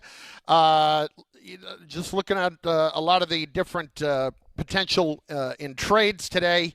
I haven't seen anything really new here in the last little bit. John Heyman saying the Mets have no plans to move Luis Torrens. Clay Holmes, Robbie Ray, Brady Singer, still all available, according to Buster Olney. Mets traded Brooks Raley this morning to the Phillies, and Luis Arise traded from the Giants to the Phillies. Yep. So he ends up there. Arise is going to play second. Looks like Stott's going to play third, and Alec Boehm to first, and Harper to right field. That'll be interesting on a couple of fronts. I mean, look, Boehm is not exactly, in my opinion, Brooks Robinson at third base defensively. No, he's not. And, with Harper, it's basically you're just trying to preserve him more than anything else. You put him in a spot where he can stay in the lineup and can remain healthy. But, look, Arise has, not been awful this year at second base. He's improved a little. And Philadelphia's offense, more than anything else, needs the bat. They've scuffled. Schwarber, I know he's hampered by back problems. Schwarber has not been hitting the ball out of the yard like he did the first half of the season. So I think Arise is a good pickup for them. All the breaking news this morning is presented by Boost Mobile. Boost Mobile, don't overpay. Got unlimited talk, text, and data for $25 a month forever, for life, for real. Switch now at boostmobile.com. All right, we've had a lot of calls coming in, so let's get to them on the Jets. Since we are out here at Jets camp today, we will begin with our guy David and Elizabeth up first on ESPN New York. D, what's going on? How are you? What's going on, Chef? What's going on, Dan? So, I'm going to get straight into it, then. Same old. I'm going to get straight into it, gentlemen. So, one of your colleagues, Joe Leo, says he does not agree that, Gino having that perfect day the other day at camp, it's like basically a nothing burger in his eyes. And I disagree with him, and I'm going to say this. That means, what I think of that performance means this. They're on the same page. They're building camaraderie. And, it looks like Reich is, calling some plays that, to get these guys going in the right direction. I think it's not a nothing burger. I agree with Leo a little bit. Let's see him replicate that again with the pads. But I don't look at it as a nothing burger. I look at it as the guys building, gelling together, and, coming in the right direction. Because like Rick said this morning, you don't expect Gino to come in and, get things going. You expect him to start throwing picks and, throwing the ball on the floor, things of that nature. So I don't look at it as a nothing burger. And, you guys interviewing the guys, I'm excited for football, man. I'm super optimistic. I'm getting delusional, gentlemen. I'm getting delusional. Well, here's the thing. Oh, yeah. I sense your delusion. This is the time of year for delusion, isn't it? This is delusion if you time. Can't have delusion in early August, I don't know when you can. But it's listen, I'm a little in between there with what Joe Leo, and I'm responding to Joe Leo's opinion here. Joe Leo saying it's a big nothing burger. Dan, it's not a nothing burger, but it's what is supposed to be when it's no pads and it's 7-on-7, 11-on-11, very light work here. This is not supposed to be go out there and go 3 of 8. Like that's when it would be alarming. So I don't take anything positive out of it. I just said, all right, well, that's what's supposed to happen. Well, here's the thing. It's what's supposed to happen, yes, and I know that the benchmark is not high, but I could think of Jet quarterbacks in the past that ultimately did not turn out to be very successful, that did not have perfect days in those situations in training camp. You know what I mean? Like, the struggles were there even in camp, and it carried over to the real thing. So the fact that you're seeing competent, expected quarterback play, even if it is no pads and so on and so forth, great. And you know what? What happened on Saturday when he was 11 of 11, that was a heavy red zone day that the Jets went through in practice. So Geno was actually a pretty good red zone quarterback even last year for the Raiders, and we know they were terrible. He didn't have a very good year, but he excelled in that particular area. I read somewhere, too, in football, you want to be good inside the 20 because it helps you score in points. Never heard that. Yeah, you never heard that one? Yeah. What's reasonable? What's a reasonable season for Geno Smith? Now, we can't take into account that there are not going to be injuries. Of course there are going to be injuries. Mm-hmm. And I don't mean just with him. I'm talking about in general. If I came through this season and told you Geno Smith had this kind of year, you would be satisfied if you had to put together what numbers looked like. He obviously started every game. Right. Obviously, he was able to stay healthy. I would say that you didn't lose anybody debilitating for the year, but, you had your usual cast of injuries where you were without guys certain weeks. What is a statistical season that will have given the Jets opportunities to win for Geno Smith? I would say, completion percentage probably somewhere in that 67 to 70 range, which I think is He's certainly done before. Right, which I think is certainly gettable. And despite as bad as last year was, he still had more touchdown passes than INTs. And I know that he threw a lot of interceptions. I think he might have led the league or something like that. But remember, a lot of those plays could have been the result of desperation, feeling you have to do more. Well, you know what I'm a saying? Terrible offensive line. Look, there were so many things wrong with the Raiders last year, and maybe their biggest fault as a team, we've talked about it before. You drafted a guy in the top 10 as a running back, which, is supposedly something you're not supposed to do nowadays in the NFL. But if you do, you should use him as such. And they completely went weeks with forgetting about Ashton Genty. It's almost like he wasn't even on the team. I mean, when you hired Chip Kelly to be your offensive coordinator, and then you end up firing him how far into the year? But the point is it was just such a poorly structured plan that they had all season long, and then the quarterback gets caught up in all of that, and he feels that I got to be the guy that has to go out there and make chicken salad out of what. And I think that's what happened. Here's what I would love to see. Would I be a satisfied individual if I had a combination for Geno of the first 2 years as a starter in Seattle. 50 touchdowns, 20 interceptions. So cut that in half. If Geno went 25-10 this year and threw for just shy of 4,000 yards and 67%, Jets had chances to win games. Like the big number is the 10-1. I'm tempted to go back and want to watch what happened in 2024. Because his interceptions went up to 15. That was his last year in Seattle. Last year, I'm going to toss it out. I will give him the benefit of the doubt because that was such a show. It was awful. With Vegas. Like I said, you had Pete's kids who were on the coaching staff, and they were so overwhelmed and over their heads that they should probably not have even had jobs. I mean, but there were guys on that offensive line that shouldn't have been in the league. It was horrible. And ironically enough, one of them is now starting at left guard for the Jets in Dylan Parham. But I think, he'll be fine. He wasn't the one that I was talking about. No. There were other guys that just had no business. Absolutely. But, Geno, like you said, Geno's last year with the Seahawks, 70% completions, 4,300 yards, 21-15. You would take that in a heartbeat. And I made the comparison the other day when you and I were talking. Aaron Rodgers when he came here. Everybody said, well, look at his last year in Green Bay. Maybe he's, starting to trend in the other direction. And what do we say? His last year in Green Bay was still leaps and bounds better than any quarterback play you got from the Jets in how many years? Yeah. You would have taken that. Let's hit Doug down in Florida. Oh, Doug is with us on ESPN New York. Hello, Douglas. Hey, yes, Doug, down in Florida. Yes, here I am. What's going on? How are you guys doing? Good, Doug. How you feeling? Well, I'm. Excuse me? How you feeling, Doug? I'm feeling okay. Got some issues, but I'm feeling okay. Excellent. Godspeed. And I'm looking forward. I'm not quite sure how to view the Jets this year. I'm trying to be. I'm trying to be optimistic, but after paying attention to the last 5 games of last season, I just don't want that to happen again. Nobody wants that to happen again. In NFL history. Listen, Doug, there is nothing worse in a football season than what Jet fans have experienced. When you go down the stretch of years and you have to watch guys like Brady Cook play the position. And no offense to him personally, but you just have no chance. No. When that's the case. It's not even a hold the fort situation. And so when you go into a game knowing you have no chance, that is as disheartening as it gets. And I don't think I'm hopeful. I'm more bullish on the Jets than I think a lot of people are this year.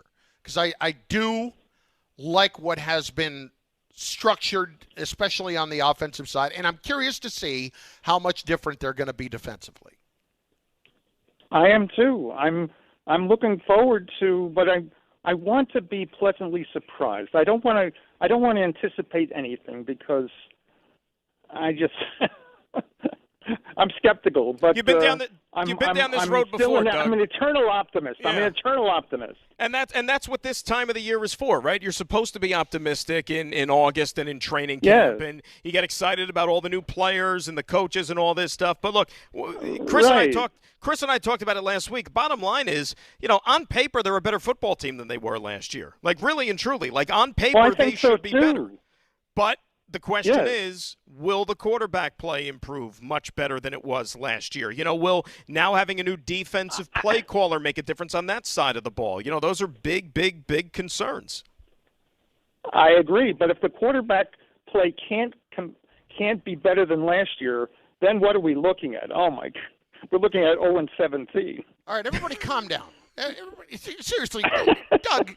0-17. Come on, Doug. You have successfully. Well, no. If the quarterback play is worse than last year, Doug. No. You have successfully walked into a Monday. I just talked to 4 Jet players, had me feeling a little bit better, and you have just sucked the life out of me when it comes to the Jet season. And I'm not even a Jet fan. Come on, Doug. No, I know you're not, Chris. But I'm just saying, if they have worse quarterback play than last year, how can you expect anything better? I mean, they have to have better quarterback play than last year. Last year was the worst. That would be my point. How can you expect worse than last year? It won't be worse than last year, Doug. I can promise you that. It won't be worse. Well, I'm glad. And I'm looking forward to the season starting. I wish it was starting next week, but I've got to wait a month and a half. That's okay.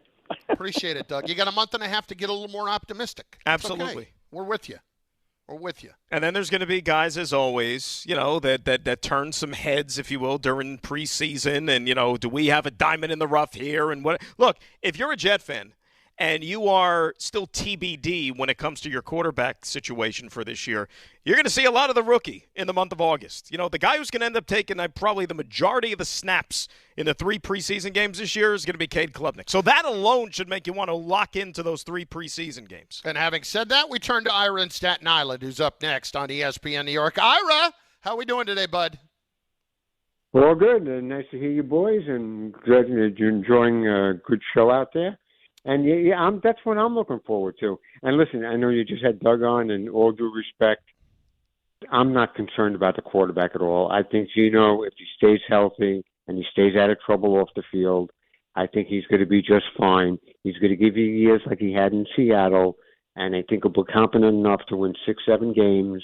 The offense looks good. We'll see what Glenn does with the defense. I don't like what his stats were as a defensive coordinator in Detroit, but hopefully he's going to improve.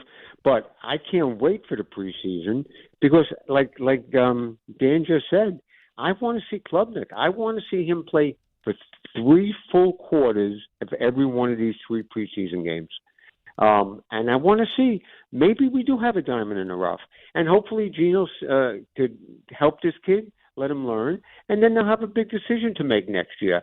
And how wonderful would it be, and I'm not saying, I know it's far-fetched, but how wonderful would it be if he turns into a Brock Purdy, he sits and learns, and guess what? Next year, they don't have to use any one of their draft picks on a quarterback. I know that's far-fetched, but that would be the best-case scenario. Well, that's the dream happen. scenario, right? Yeah. The dream scenario. And the chances of it happening are probably remote, but nevertheless, I mean, sure, that would be great if you cash in a winning lottery ticket like that. But a lot has to happen, certainly, between now and then, because, as you know, you're also then going to assume that he's going to get plenty of regular season reps this year as well, to where you can make that decision. And, I mean, then what would have happened to your starting quarterback, right? Well, that's true. I mean, if Gino gets hurt, or but for some chance, I mean, the organization could be like the Giants. Let's say the Jets are like at 4-5, but they know in their hearts they're not making the playoffs, and they think Klubnik, they want to see what he does. I would have no problem if they turn to him like late November and let him play 4 or 5 games, just to see what it's really all about. Because the Giants did that, and it worked out for them. Maybe the Jets are in the same scenario. Ira, and I'm not advocating for this to happen, okay? But let's put it this way. For whatever reason, not even disaster striking, but for whatever reason, Gino ends up missing a lot of time. If you ended up with a season like the Jets did, now granted, they had a lot of pieces already in place because of it, but if you ended up with a season like the Jets did when Vinny got hurt, and Ray Lucas took over, and they won. I think they went at 8-8. 8-8, just missed. I mean, is that enough for you? Whatever you saw from Ray that year, is that? I mean, that eventually got Ray a quarterback contract with Miami. It wasn't a huge one, but it got him one. Is that enough for you to think about that kind of thing with Klubnik for next year? Because I don't think it is. I brought this up. I don't think it is. Well, let me tell you, I know. Well, I just left the kid. I know 2 people I work with who go to Clemson. They love this kid. Last year, you can't go by what happened in college with him last year. And if that was the case, I get it, because I will tell you. I mean, that being the case, I talked to a couple people on other teams last year who faced him, and the exact quote was, "I don't know what the hell they were doing with him." He had a bum wheel too. I mean, he had an ankle that was really messed up. I mean, I'll give him that. But again, and if you want to go back to that year that you brought up in '99, remember, Parcells didn't even go to Ray Lucas right after Vinny got hurt. Tom Tupa. Rick Meyer. Rick Meyer was the veteran backup, and Rick Meyer then started for the next 5 weeks or whatever it was until Parcells realized this guy's not any good. Didn't Tupa end up playing and played throwing a in touchdown that game. pass? The game Vinny got hurt, Tupa came in to play. And he had to play in like the third quarter until they could go to the correct because the rules were different then about the emergency quarterback. Correct, and he threw a touchdown pass. I think it was to Keyshawn in that game. He was a quarterback at Ohio State. But remember, the other thing we're not taking into account, you and I think, are both under the belief that there will be another veteran quarterback that's added to this quarterback room. Yeah, when's that coming, though? Well, I mean, like, we have to let preseason and training camp happen, right? I mean, there's going to be cuts. You think it's more about a guy who's in another camp absolutely, now as 100%. opposed to the guys who are out there? Yeah, because there's going to be a team who there's going to be a rookie or some, undrafted free, whoever he is, who's going to play above expectations. They're going to be like, what are we keeping this veteran for? We know what he is. Let's give the young kid a shot. We can save $4 million. Exactly. So, that's the type of guy you might be looking at. So, God forbid, knock on wood, something happens to your starter, they might be more likely to go to whatever veteran is brought in as the quote-unquote backup compared to Klubnik. I'm a lot more optimistic about this team, and not in a delusional way. Is it just being here today, you think? No. It's soaking it all in? No, it's been this way for weeks. Okay. It's been this way for weeks. It's not – I am easily, I don't know, suggestible. Yeah. Like, you can get in my head. It's not like cracking Fort Knox. Okay, how do I change his mind? I'll probably get him a donut, make them, get a guy to say a couple of positive things. Maybe he gets a chuckle out of somebody. It talks about going to Paris with Armand Membu, something like that. All of a sudden, I'm bullish on the Jet season. The most revelatory thing, I think, hands down, that will have happened today or maybe even all week, for the life of me, the A.Z. Thomas story about the bear breaking into his brother's car. That's amazing. It's amazing I never knew bears were that smart. I've heard of that kind of thing before. But I've never heard of the bear opening the door. How does that happen? But then, clawing up the back seat. Right. Like, you leave a mess in the back seat, but I'm gonna just go open the door. Now, was he courteous enough that when he finished rummaging through the car, did he close the door behind him? And no, he said he left the door open. And that kind of tipped them off. Exactly. Yeah. Now that's a little disrespectful. Well, I think it's very disrespectful, and I think you used the term Yogi Bear. It's Yogi Bear, essentially. He said smarter than the average bear. I mean. The black bears in New Jersey are not opening up that kind of, they're not opening up a Camaro, as he said. Yeah, usually they're like they're climbing in trees. All these bears. We're still making Camaros. Yeah, we're doing Camaros. Do they classics? Do they? I think so. Well, he said it was Tennessee, right? Right, but I'm saying, is that a 1985 Camaro, or is that a Camaro that do they still make Camaros? I don't know. Yeah, not sure. Not sure. I don't know what the frequency is these days. I had a Mustang GT 5.0. When was this? Circa 1991, 1992. It was an 85 Mustang GT. Wow. And it had, Dan, wait for it, the T-tops. The T-tops? Yes. Rear spoiler or no? Oh, yeah. Yeah. Where you took out the T-tops and you cruised down Seaside. Oh, yeah. And that car broke down every other week. I blew a gasket in the middle of central New York. There was, I took a year off from college after my grades were a little questionable freshman year. And I'm going to work. All right, you know what? If I'm going to work, I'm going to at least buy something that I would like. And I bought a used 85 Mustang GT for $4,000. And, man, I got my money's worth in the 7 months that I owned it. How many miles on it when you got it? Only like 50 or 60,000. Really? That's not terrible. No, not bad at all. And yet the thing was still a hunk of junk because it kept breaking down. It broke down all over the place. It broke down. And not only that, it was a death trap because it had a 5-liter engine and the car weighed about 4 pounds. So it was flying over if you had a speck of water. That must have smelled great down the Jersey Shore cruising that strip. What does that smell, honey? I don't know. Some yo-yo who's got a Camaro that's leaking gas. That's about it. It's Grassa, it's Carlin, it's ESPN New York. We're at Jets camp today, 800-919-3776. It is also trade deadline day. We are keeping you updated on everything happening there. I was just briefly, by the way, a little disappointed in Ruckert. Why? Disappointed, not as an interview. Yeah. Disappointed in Ruckert as being a constant glass half full guy. Because it's one thing if you're going to be that way about your own team. Yeah. But when I bring up the Yankees and where they are, don't tell me everything's going to be fine. Like he's diehard. He's diehard. I understand that, but he's delusional. He's one of those guys that you can't tell him a negative thing. I can tell, and that's a problem. I'm glad he got but he was at Game 4 for the Knicks. I mean, that's incredible. Listen, yeah. And here's what you respect even more. Went on StubHub, bought the tickets. No favors. Yeah. No. It's not, hey, I play tight end for the Jets. Can you help me out No, here? I think he did. Which, by the way, would have been hard to do that night. Aaron Judge, they moved upstairs that night. But still. Although there were some people on that so-called guest list, which I told you, I'm not going to name names, which you sat there and you looked at the list and said, how are they on that list? Give me one. Come on. Off the air, I'll give you one. Come on. Carlin, Grassa, ESPN New York.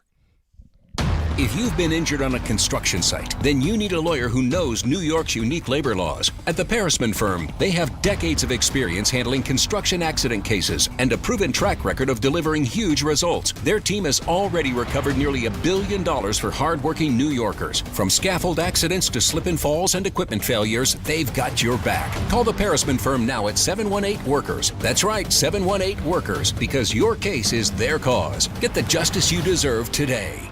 There you were, surrounded by fans. Everybody remembers the game. Nobody remembers the guy coughing behind you. Till a few days later, at 2 a.m., you wake up with a fever and your throat's on fire. Now what? Urgent care? Closed. ER? Slammed. Telehealth? Maybe, but the pharmacy's closed. You needed a medical emergency kit. These aren't first aid kits. They contain essential prescriptions used for over 30 common conditions. Sinus and ear infection, UTIs, stomach bugs, traveler's diarrhea, and more on hand before you need them. Use your doctor-developed guidebook to select the right prescription or call their telemedicine doctor standing by. It's like an urgent care and drugstore at home. When you're sick, traveling, or stranded, you'll wish you'd ordered a medical emergency kit. Order online in minutes and it's shipped to your door. And save $45 with my promo code 880 at urgentcarekit.com/880. That's promo code 880 at urgentcarekit.com/880.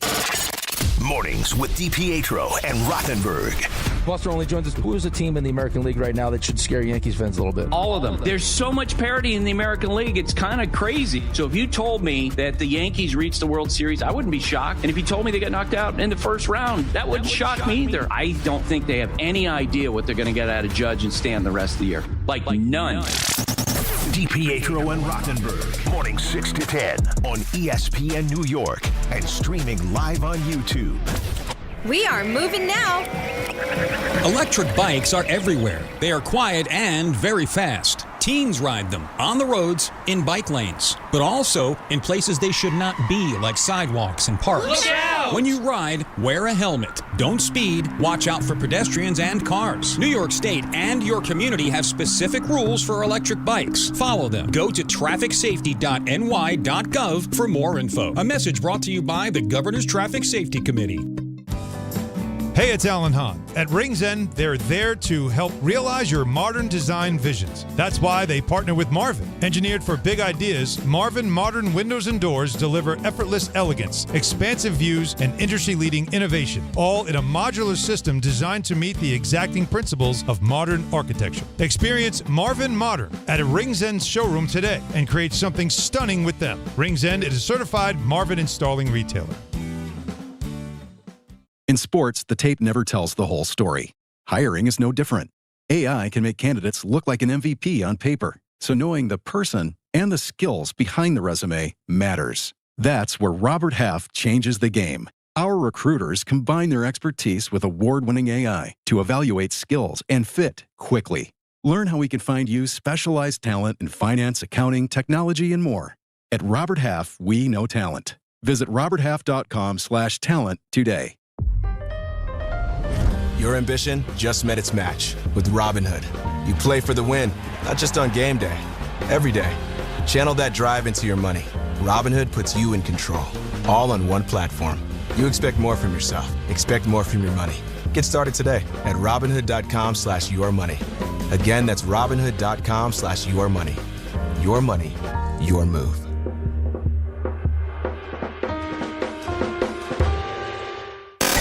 This is the Michael K. Show. I think that when you watch a team every single day, I think we get more of a harsh perspective because teams that are having quote unquote good years, the injury decimated Yankees play those teams and they seem to handle them quite well. Maybe things are not as bad as we all think they are because we're watching them every single day. The Michael K. Show, weekdays at 1 on ESPN New York and streaming live on YouTube. Presented by the Parisman Firm. Congratulations, New York. The Knicks did it. Through battle after battle, they dominated to become this year's NBA champions. Day in and day out, the hard work paid off, and you were there every step of the way. Enjoy the crown. Own it, because this year is your year. A part of your legacy that will never be forgotten. So celebrate this moment, show your pride, and shop the largest selection of official NBA gear at NBAstore.com. A Fanatics experience.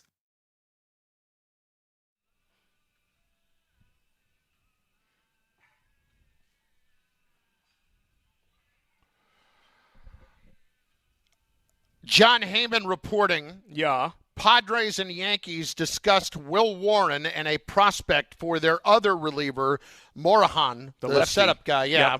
Yep. But it did not happen. Padres consider Morahan and Miller the key to their chances. So, in other words, those two guys are not getting moved unless it's big-time guys today. And the reporting, the initial reporting on that was more from the Padres angle to where the Padres said no. Like, it was the Padres that, like, rejected the Yankees. But turns out it might have been the other way around to where the Yankees weren't necessarily offering what was reported. See, now, I'll just mention this briefly because this is silly to me. Yeah. A team that is a game and a half out of the wild card and 2.5 out of the division right now, but 2 games under 500, Texas behind the Astros.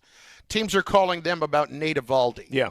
If you're Texas, why would you ever trade Nate Eovaldi? Because you have to first – I mean, look, Eovaldi is not a guy who is necessarily the epitome of health, which I'm sure you know. But somebody who's not reliable, but when he does pitch in big games is pretty good.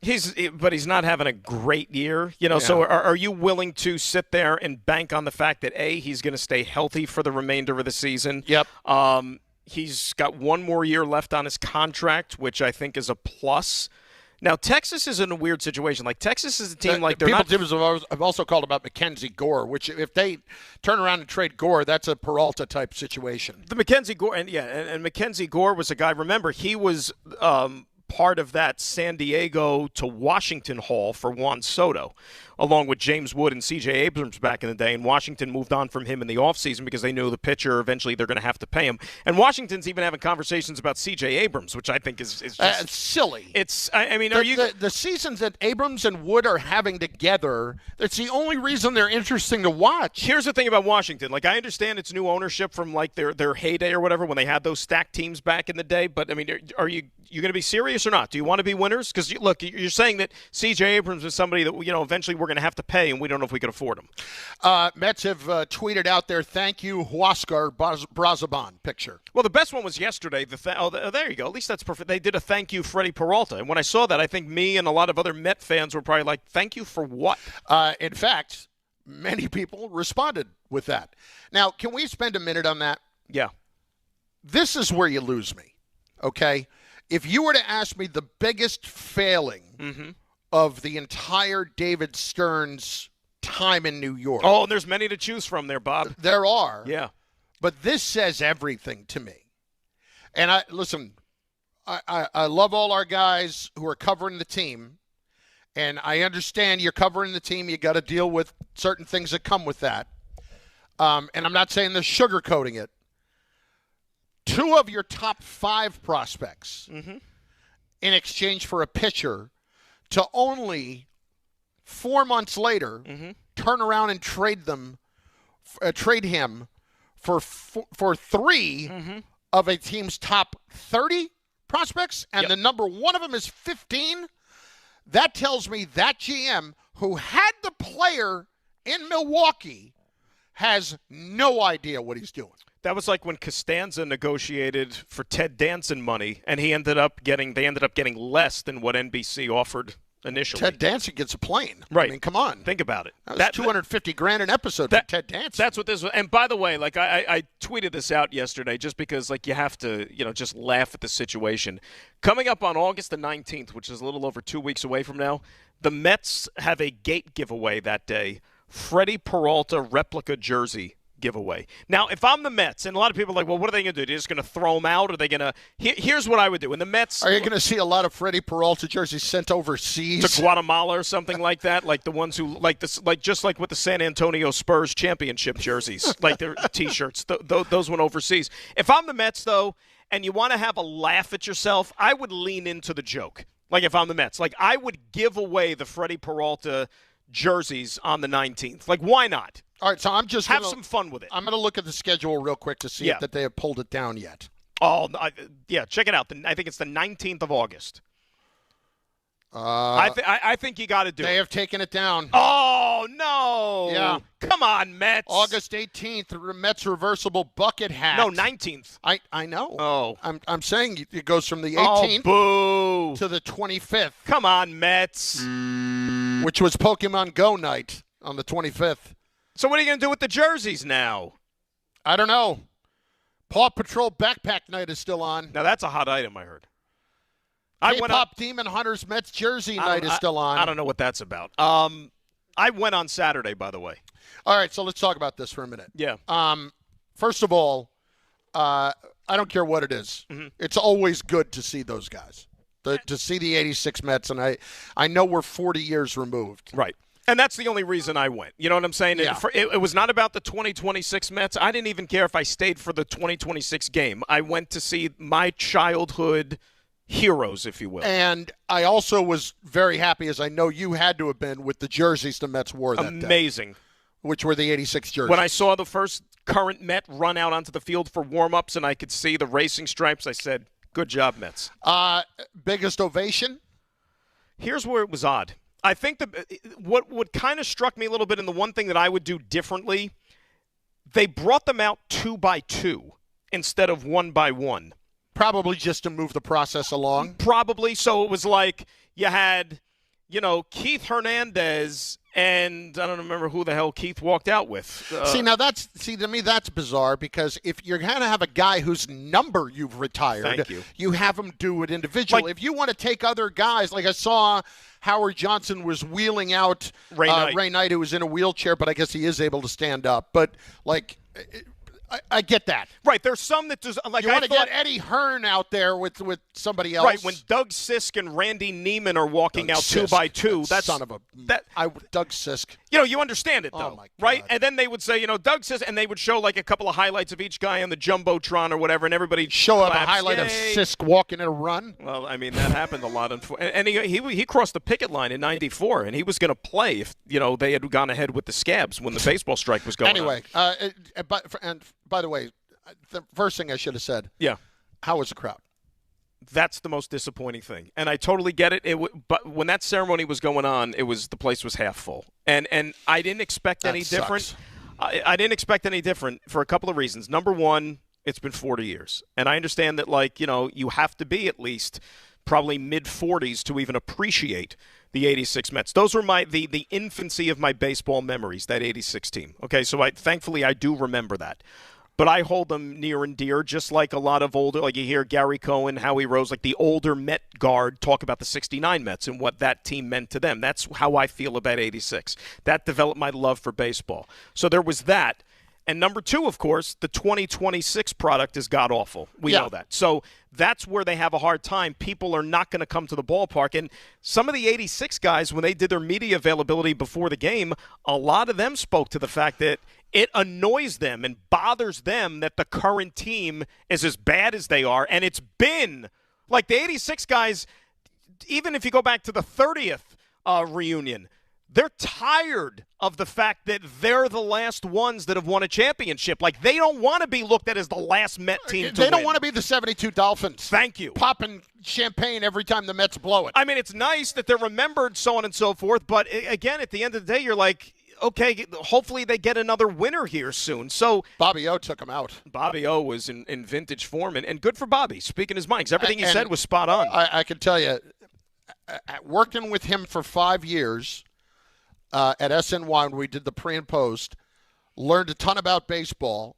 but that guy wants that team to be good in the worst way. He takes a lot of pride in having won a championship there and having his best professional season in that championship year. So he doesn't go out of his way to rip people for no reason or to rip people because of something personal. When he does it because it bothers him how bad things are.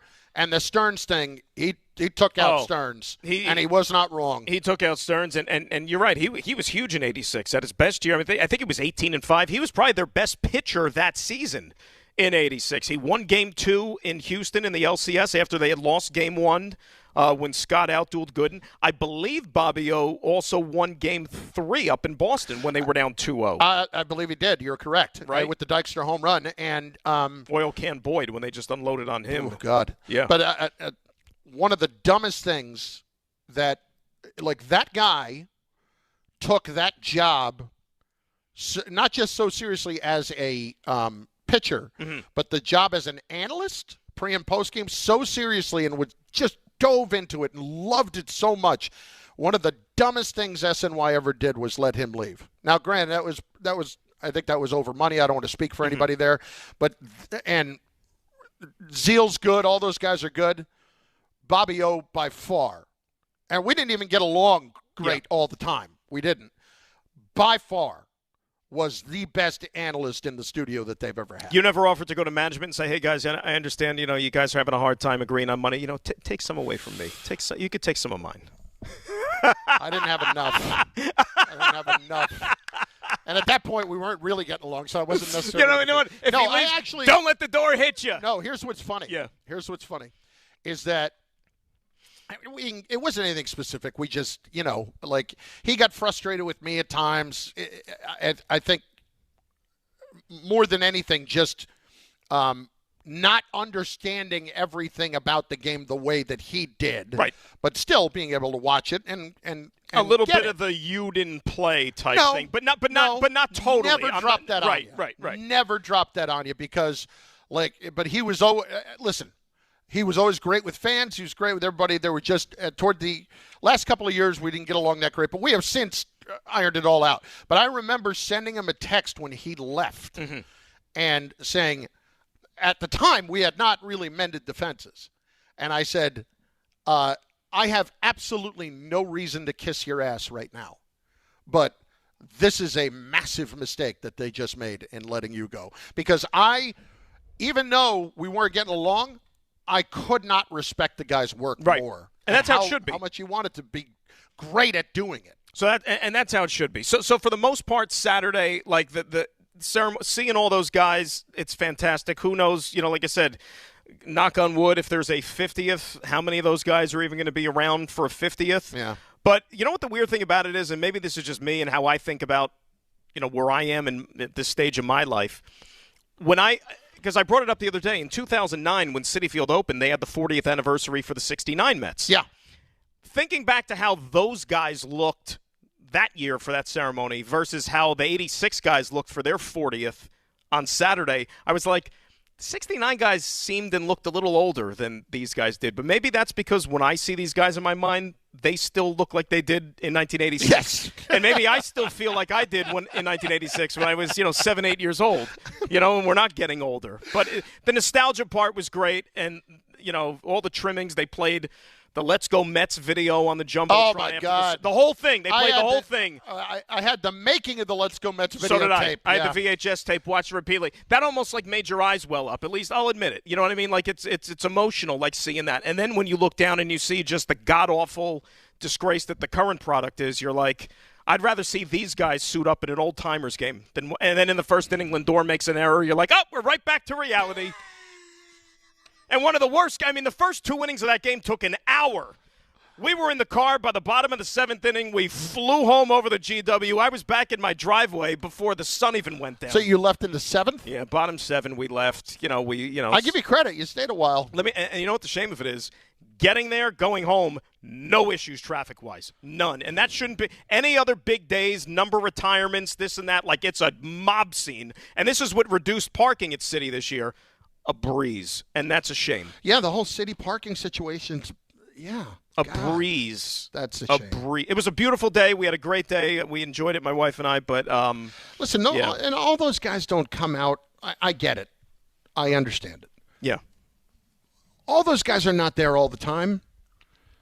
Not even showing up for that. To my knowledge, and again, I didn't talk to anybody. The only guy who was part of that postseason roster, who's obviously still with us, that wasn't there was Rick Aguilera, who gave up a home run to Dave Henderson in Game 6. Right. Aguilera wasn't there. Dave Magadan was not there, and I saw that he was part of these lead-up events that they had in the city throughout the week. He was at a couple of those, but he wasn't there on Saturday. Was he even on the team the whole year? Not the whole year, no. Late he in the debuted year. the night they clinched the division. He had 5 hits, I think. Yeah, and because Keith was sick, and then Keith came in to play the 9th inning just so he could be on the field for the final out. Yeah. Right. But, yeah, those are, just a couple of omissions, but it was great to see all the guys who were there, and I can't believe it's been 40 years. That's It's insane, man. Crazy time. Where does time go? It's a construct that we all have to deal with the passage of. I don't know why. Are we getting that old? Are we getting that? Is this really happening? Not getting. We are. And on that note, we'll pick me up. That's uplifting. Yep. It's Carlin. It's Grasso. We're at Jets camp today.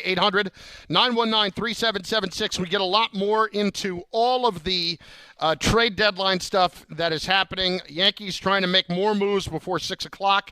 Who else the Mets can turn away, just go ahead and throw away and try to get something in return. They're holding on to Clay Holmes for dear life. Hoping they can find that one desperate partner. Oh, my God. How about this one? This one just came down. You talk about, I did not, and this is the truth, I didn't even know he was a part of the Mets organization. Remember the former Yankee catcher Ben Rortvedt? He is? You remember? Right. So apparently he's in the Mets organization because the Dodgers, per John Heyman, have reacquired him from the Mets. And I didn't even know he was part of the Dodgers World Series team last year. But he's got a ring, and now he's a Dodger again, and he was with the Mets. Didn't even know. Well, he knows the system. Knows all the secrets. Carlin and Grasso, ESPN New York. 1-877 Cars for Kids. K-A-R-S Cars for Kids. 1-877 Cars for Kids. Donate your car today. Call 877 Cars for Kids to reach a friendly live agent. Donation is super easy, and your car can be picked up as soon as tomorrow. Call us now or go to carsforkids.org. Donate your car today. Did you know you can donate real estate too? At Uline, they know going the extra mile takes hard work. For companies pushing to go further, Uline will go the distance with you. 24/7, they answer the phone to get you the shipping and industrial supplies you need. Business can move fast. Unexpected large orders, adverse weather, new safety guidelines, and changing economic trends. Uline works hard keeping 41,000 items ready to ship, minimizing detours on your way to the extra mile. Visit uline.com. This is DiPietro and Rothenberg. Did you get your windshield fixed? No, this is a big process. I was scared that the whole thing was just going to shatter inwards. Right. And then I'd be cut with glass. I'd drive off the bridge. I'd be a news story. It's not funny. Why is this funny? So if that were to happen, God forbid, why wouldn't you just stop the vehicle? No, you keep going. Hang a left turn 90 degrees and off the bridge we Do you go. understand what shards of glass would do? This is DiPietro and Rothenberg. If that did happen, I would tell people that's how he would have wanted to go. That's not how I want to go.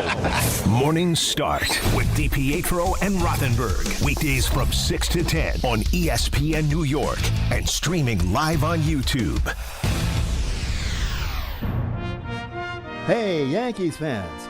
Join us at Yankee Stadium on Friday, August 21st as the Yankees take on the Toronto Blue Jays. And don't miss Cody Bellinger Bobblehead Night, presented by T-Mobile. The first 18,000 guests through the gates will take home an exclusive Cody Bellinger bobblehead. Get here early, grab the giveaway, and cheer on the Bronx Bombers. Tickets are available now at Yankees.com/tickets. Tricon Construction is growing across New Jersey, delivering larger, more complex commercial projects with the precision today's developers expect. Because when the timelines, capital, and reputation are all on the line, you need more than a contractor. You need a true construction partner. Tricon brings experienced leadership, disciplined project management, and a team built around accountability and execution. From planning to completion, they build with purpose, professionalism, and pride. For serious commercial projects, build with Tricon. Visit triconbuilds.com. That's triconbuilds.com. This is the Ty Butler Show. George Lombard Jr. has to get called up. Once he graduates to the next league, he struggles a bit. And so, with that being the case, if you're the Yankees, you now give him 2 months to figure out those struggles in preparation for what should be big time at bat for him come October. The Ty Butler Show. Listen Sunday mornings at 8 on ESPN New York and the ESPN New York app. That's the ease at which you get information. You want it, you get it. Like that. Ask your phone. Group chat. Smartphone. You're always connected and informed in real time. No waiting. So if you're diabetic and still using finger sticks to read your blood sugar, what are you waiting for? Knowing your blood sugar levels instantly is important for managing diabetes. Call US Med at 888-665-0696.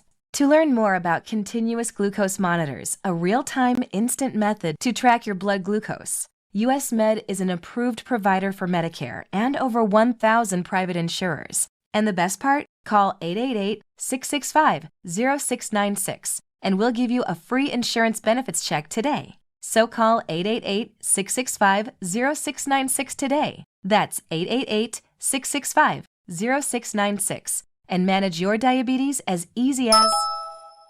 Congratulations to the New York Knicks. They are the 2026 NBA champions. WHSQ and WCBS-FM HD2, New York.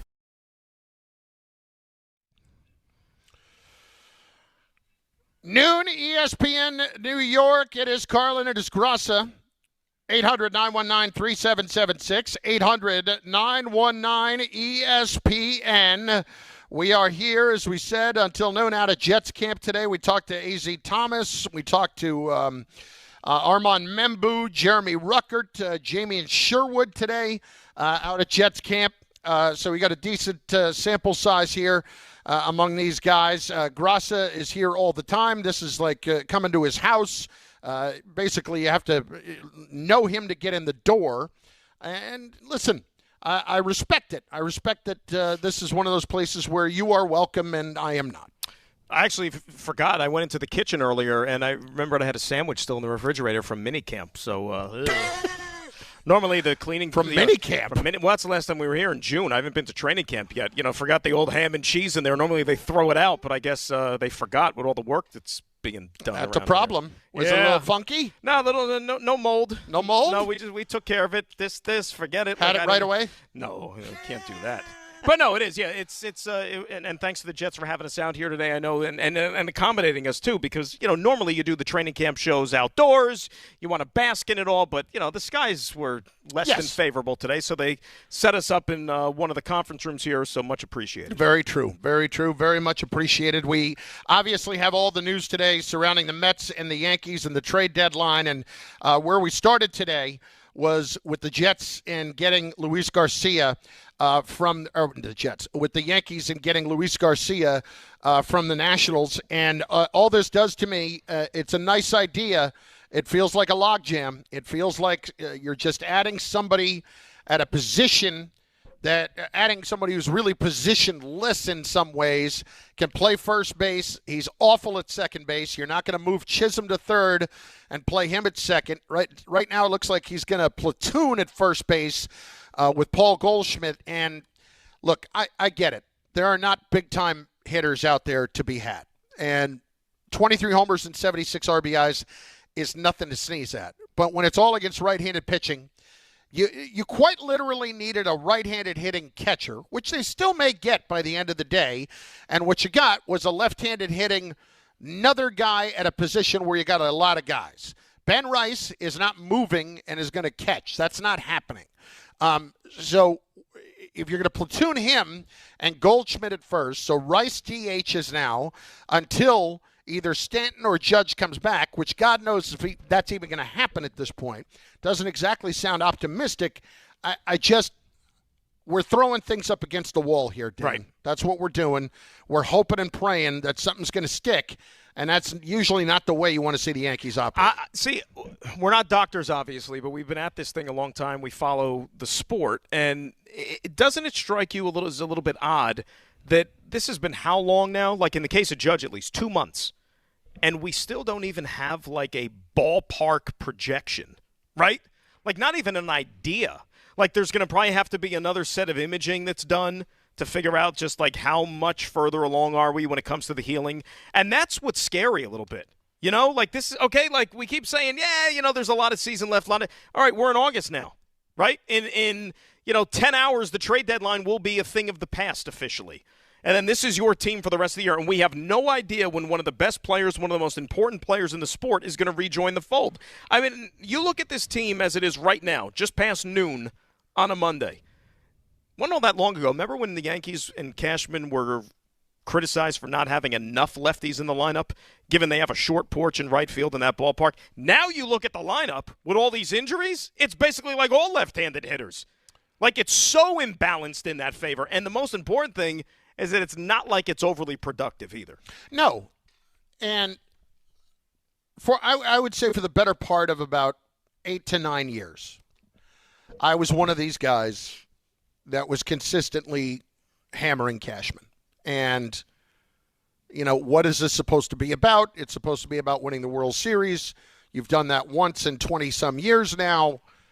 Exactly what are we trying to accomplish here? Right. Well, and then we get to the playoffs, and, we're trying to build the best team we can, and then, you never know what can happen in the playoffs. Start hearing that a lot. Even though he never used the word crapshoot, made sure this offseason through about 3 or 4 different writers to, I never used the word crapshoot. Really, that's what it was. But I came to the conclusion that I think a lot of fans haven't, that he's not getting fired anytime soon. No, definitely not. It's not happening. He's the fifth Steinbrenner. This is what Hal is comfortable with, so that's not changing. What has to happen for that to ever really consider changing? Because I look at how this team is currently constructed. There's no way that a team with the payroll that they have, even when they lose Judge and Stanton, should be this inept offensively. And Bellinger, for that matter, but let's be truthful about it.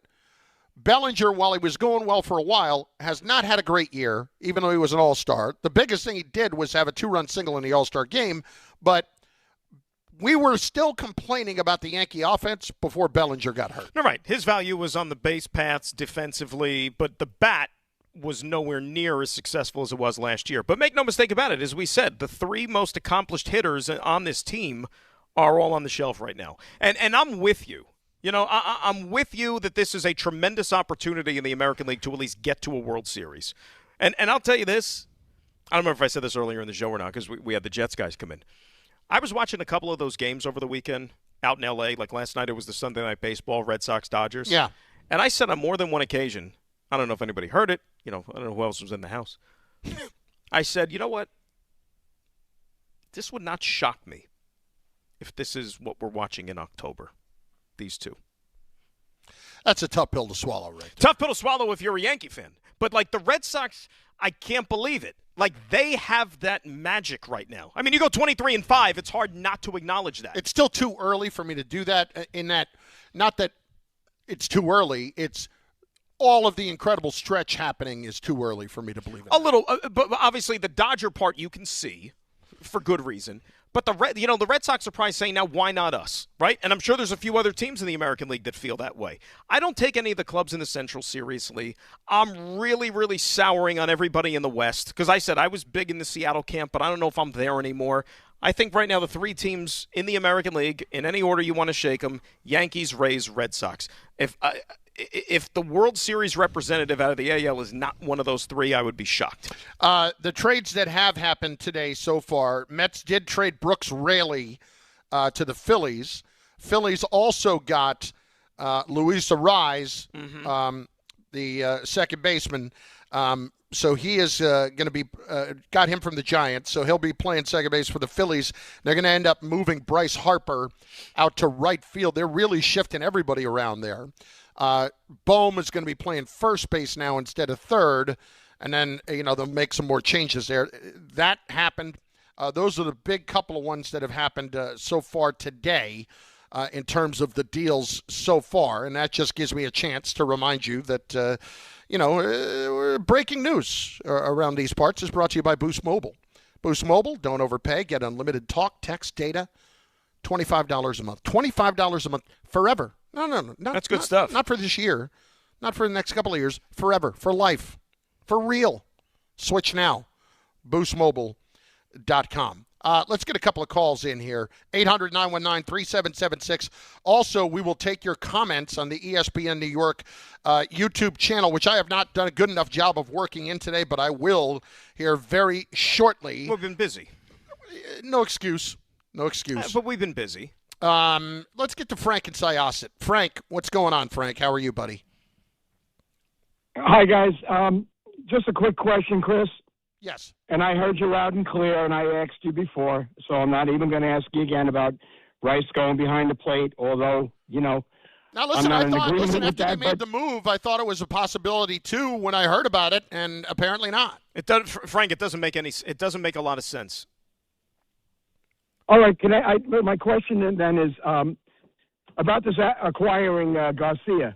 Does that give the Yankees some unintentional benefit also in case Chisholm asks him for some crazy money? He is a free agent at the end of the season.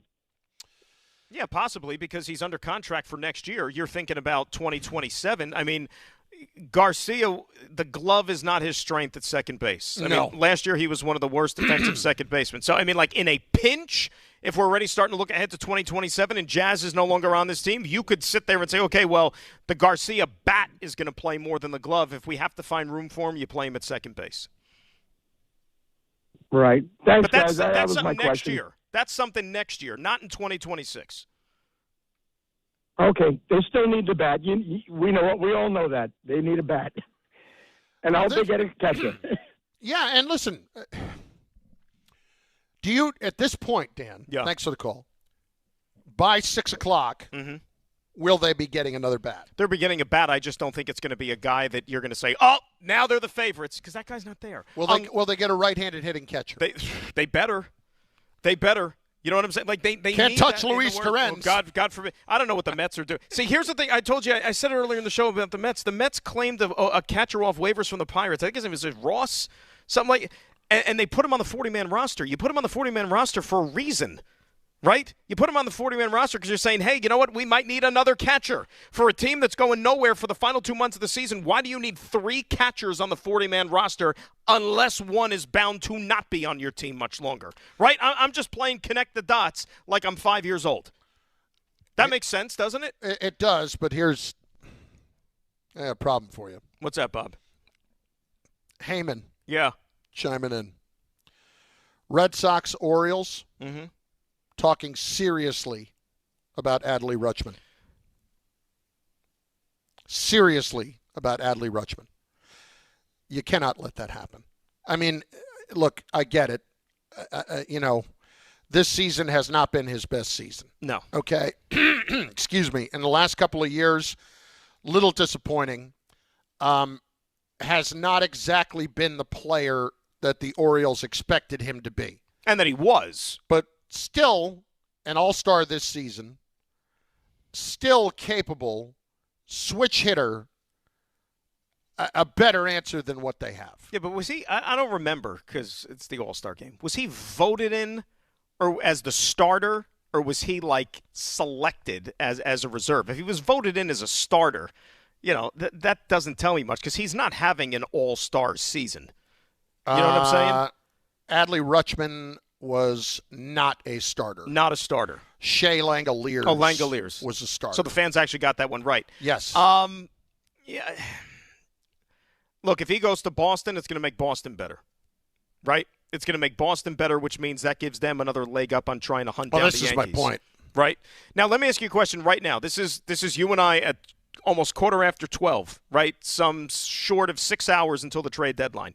This is what the Yankees tonight. If Aaron Boone, they're playing the Cardinals. I think they're facing. I think is McGreevy supposed to be pitching tonight for St. Louis, which is a righty.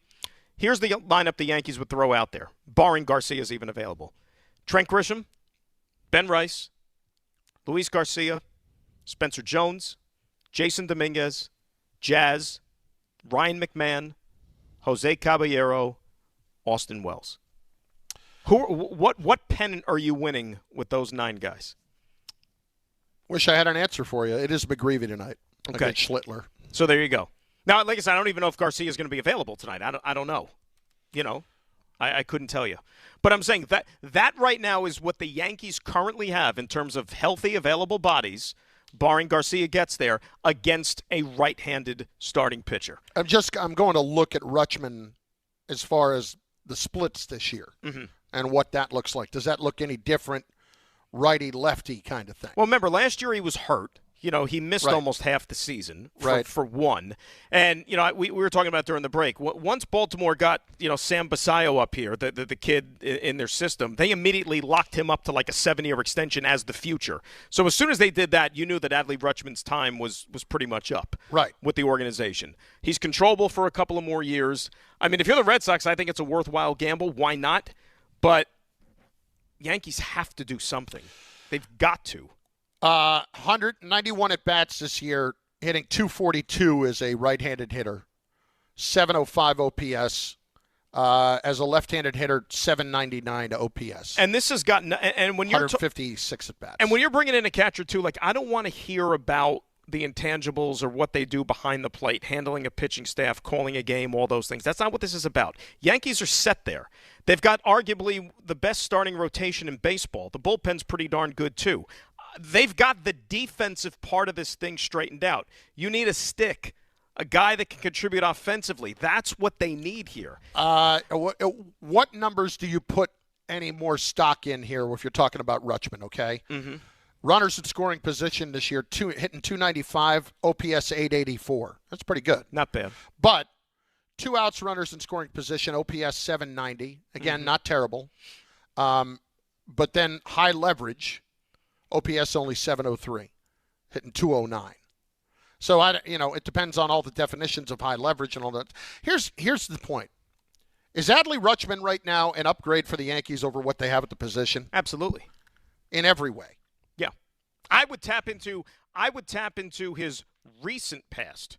You don't have to go that. We're not talking about a guy who was good 5 years ago, 6 years ago. I mean, like, he's the numbers I gave you are this year. Yeah. Yeah. He's not that far removed from it. He really and truly isn't. So if you could say, all right, I got this guy under my control for a couple of more years, why not?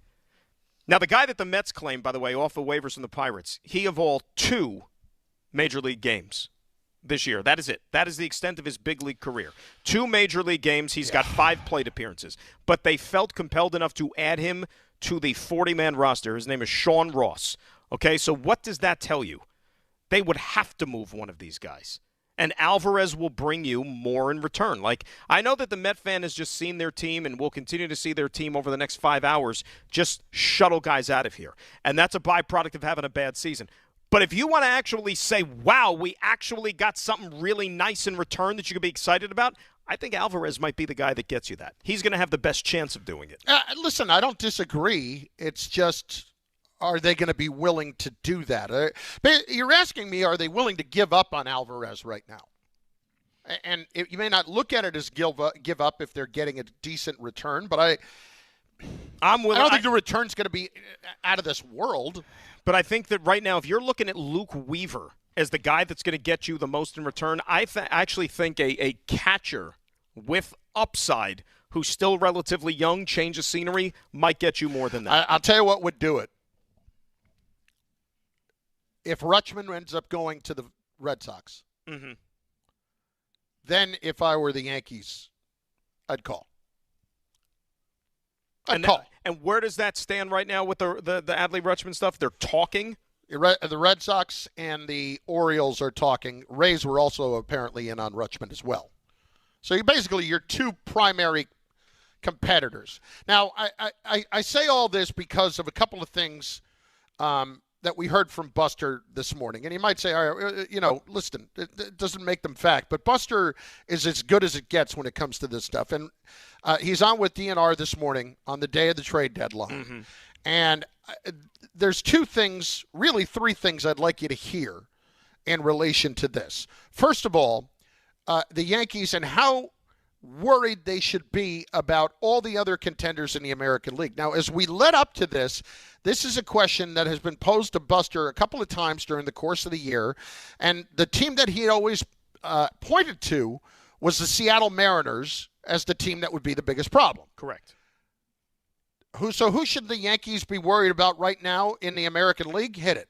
All of them. There's so much parity in the American League. It's kind of crazy. I mean, the Red Sox, I don't think the Red Sox are a great team, but they've won 28 out of 33. They're looking for a shortstop in the trade market today. Maybe they get Otto Lopez. They have good pitching. Tampa Bay, with Freddie Peralta, maybe they get a fix there. They have some good players. The Houston Astros have played better of late. You know, Yordan Alvarez is looks like he's a legitimate shot for the Triple Crown. There is no great team in the American League. So if you told me that the Yankees reached the World Series, I wouldn't be shocked. And if you told me they got knocked out in the first round, that wouldn't shock me either. I just don't think there are that many great teams. I think that their team is better constituted for the postseason than the regular season because of the depth of the pitching, and that may be borne out. But the other part of this is I don't think they have any idea what they're going to get out of Judge and Stanton the rest of the year. And that's the big problem.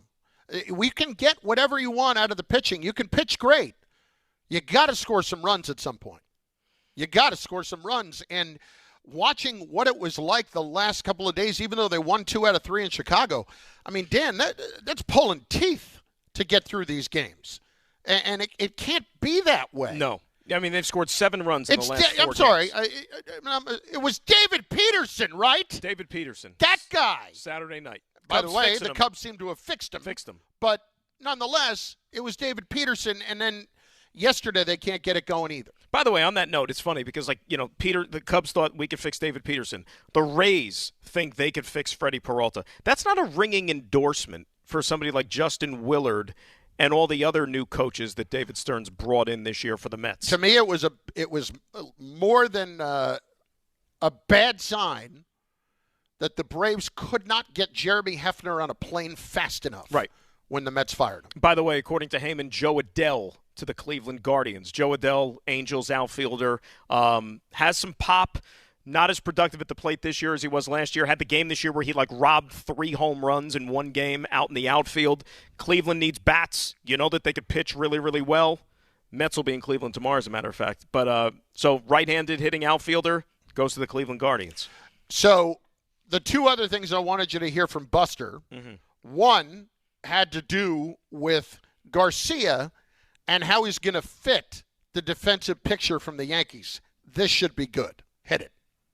There's no question. It's an imperfect fit. The market was imperfect for what they were looking for. And there are going to be days where the Yankees lineup is going to just skew so heavily left-handed. Here's the thing. If you look at their schedule for the month of August, they're going to be facing a lot of right-handed pitching. They got lucky a little bit, I think, with the way the schedule is going to fall, with the way it looks like it's going to line up facing right-handed pitching. I'm really curious, I think, the way everybody is about sort of how they use Garcia as Jazz Chisholm, get bumped to the outfield on some days. No doubt. He's not the guy. We were talking about Ryan Jeffers, the right-handed hitting catcher for the Minnesota Twins back in April and May, and the fact is he's not available. There's just not that much right-handed hitting available out there. I asked one source last night, I said, how would you assess the right-handed hitting market? He goes, nothing. There's nothing there other than those fringy guys like Lane Thomas and Tyrone Taylor. It's not Tyrone Taylor.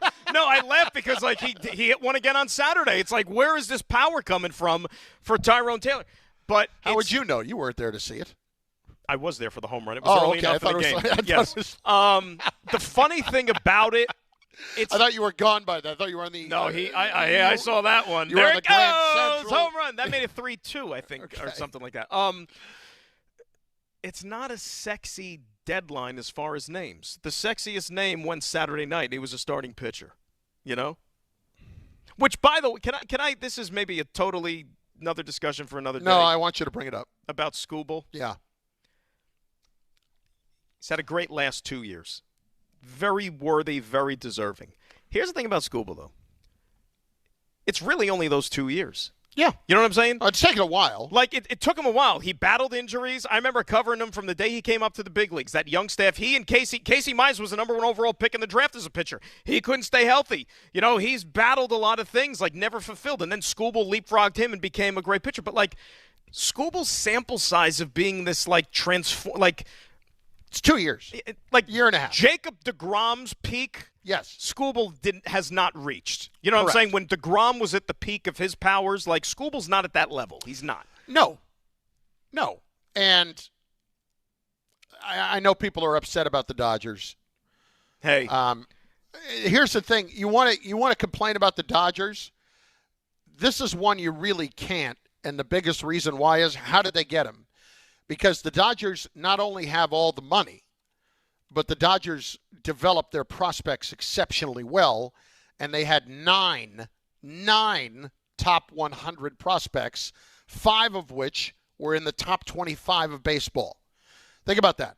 20% of the top 25 prospects in baseball were Dodgers.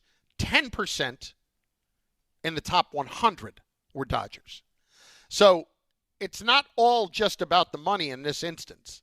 It's about the fact that they had the ammunition to go get him, and because he's a rental, it's not like they gave up their top 2 and 3 guys. And I don't know if folks saw this over the last couple of days, because I know there's been a lot of hate and a lot of fallout with this thing with the Dodgers. Here's what the Dodgers recoup in terms of local and they're on Sportsnet LA. They have their own network, okay?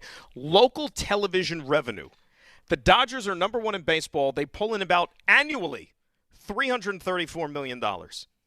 The next team up is the New York Yankees with the Yes Network and everything. Do you know how far behind they are, the Dodgers? Almost $200 million behind the Dodgers in that television revenue, okay? They're at about $140 million. Then you got the Red Sox at $100. The Cubs with Marquee, the network that launched a couple of years ago, they're in that 90 to 100 range. Then are the Mets with SNY at around 80 or 90. How about that? So that's how they get this money. I mean, the Dodgers made $1 billion 2 years ago in revenue. 2 years ago, they made $1 billion in total revenue. And they also and I have to, again, this is not quite a tinfoil hat theory, but I don't want to go full scale on it yet because I have to do more digging. Apparently, once upon a time, a few years ago, there was something along the lines of a favorable tax break that they received, which is allowing them to, generate all this extra coin that they're putting in their piggy bank from the TV stuff. You're going to dig into that intricate network of sources at the IRS? I'm going to make some calls. I'm on top of it. I'm on top of it. No, but there's something there to that, I think. Not to mention the Ohtani stuff where it's all deferred. It's just and you know what's crazy ridiculous. Too, which people sleep on. Like I noticed that and was reminded of that watching the games over the weekend. Dodger Stadium sold their naming rights to Uniqlo, which is a Japanese sportswear apparel company. Like they outfit tennis players among others. Like Federer has a deal now with Uniqlo, and he's taken his wealth even to another. They basically gave him like a portion of the company, but now it's called Uniqlo at Dodger Stadium. Believe it or not. Is that true? 100% true. Did not even know And that. the Japanese influence with the guys that they have on that team, like the synergy there, it doesn't hurt business either. It's Carlin, it's Grassa, it's ESPN New York at 800-919-3776, 800-919-ESPN. We will get your calls in. We will get your comments in on the ESPN New York YouTube channel. We're at Jets camp today. Get out, get involved, and we will also tell you why the biggest failure of all from the Mets was pretty much confirmed this weekend. That's next on ESPN New York. If you've been injured in an accident that wasn't your fault, then you need a lawyer who knows New York's unique personal injury and workers' compensation laws. At the Parisman Firm, they have decades of experience handling all types of accident cases and a proven track record of delivering huge results. Their team has already recovered nearly $1 billion for injured New Yorkers. From construction to car accidents and slips and falls, they've got you covered. Call the Parisman Firm now at 718-WORKERS, where your case is their cause. Get the justice you deserve today.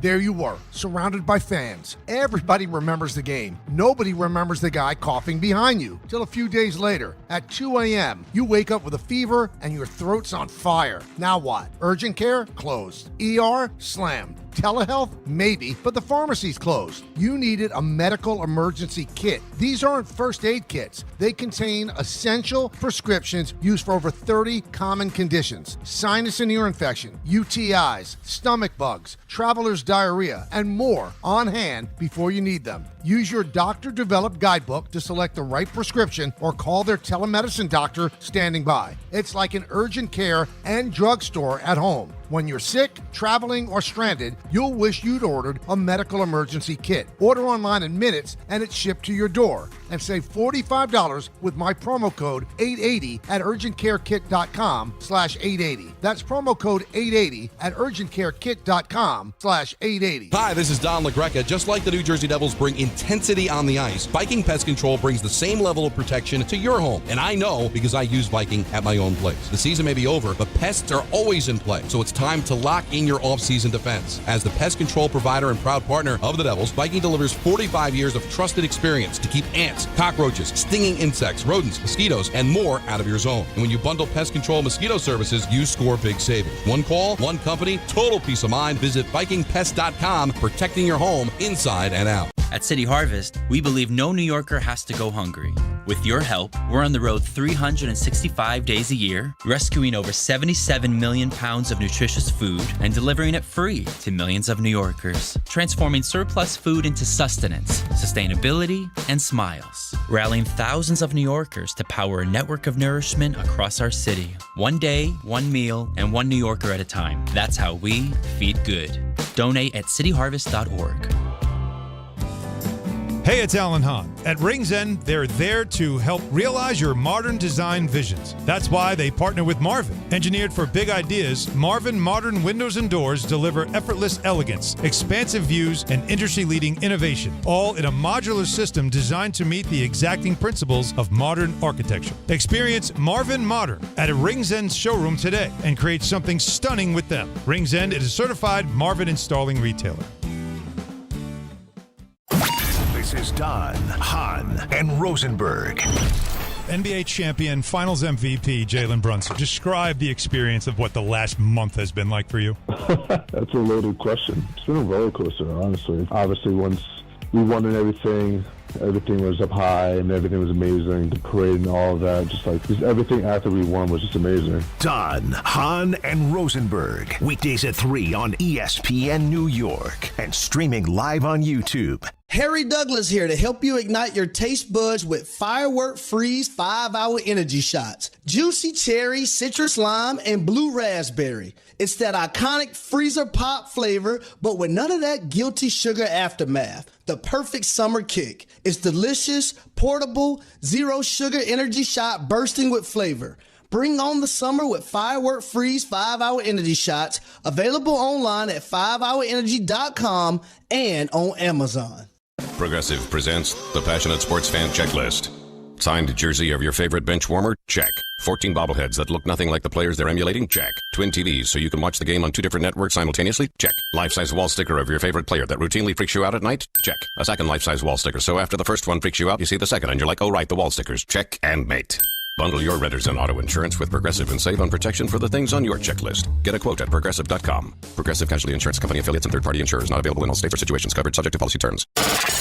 Mornings with DiPietro and Rothenberg. Buster only joins us. Who's a team in the American League right now that should scare Yankees fans a little bit? All of them. There's so much parity in the American League, it's kind of crazy. So if you told me that the Yankees reached the World Series, I wouldn't be shocked. And if you told me they got knocked out in the first round, that wouldn't shock me either. I don't think they have any idea what they're going to get out of Judge and Stan the rest of the year. Like none. DiPietro and Rothenberg. Morning 6 to 10 on ESPN New York and streaming live on YouTube.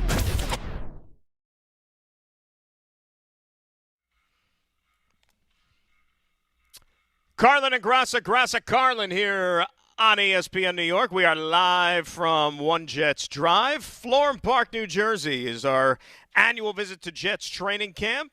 Caught up with several Jets players earlier in the program, but of course today is deadline day in Major League Baseball. 6 p.m. Eastern is when the deadline will expire, even though there's always trades and stuff that are announced, in like the minutes and, half hour or whatever before it gets approved at the league office and all that stuff. Taylor Ward sent packing by the Baltimore Orioles to the Seattle Mariners. So they try to get a little bit of a bat there in Seattle. He had over 35 bombs last year, but this year he has not found that magic touch as far as hitting the ball out of the yard.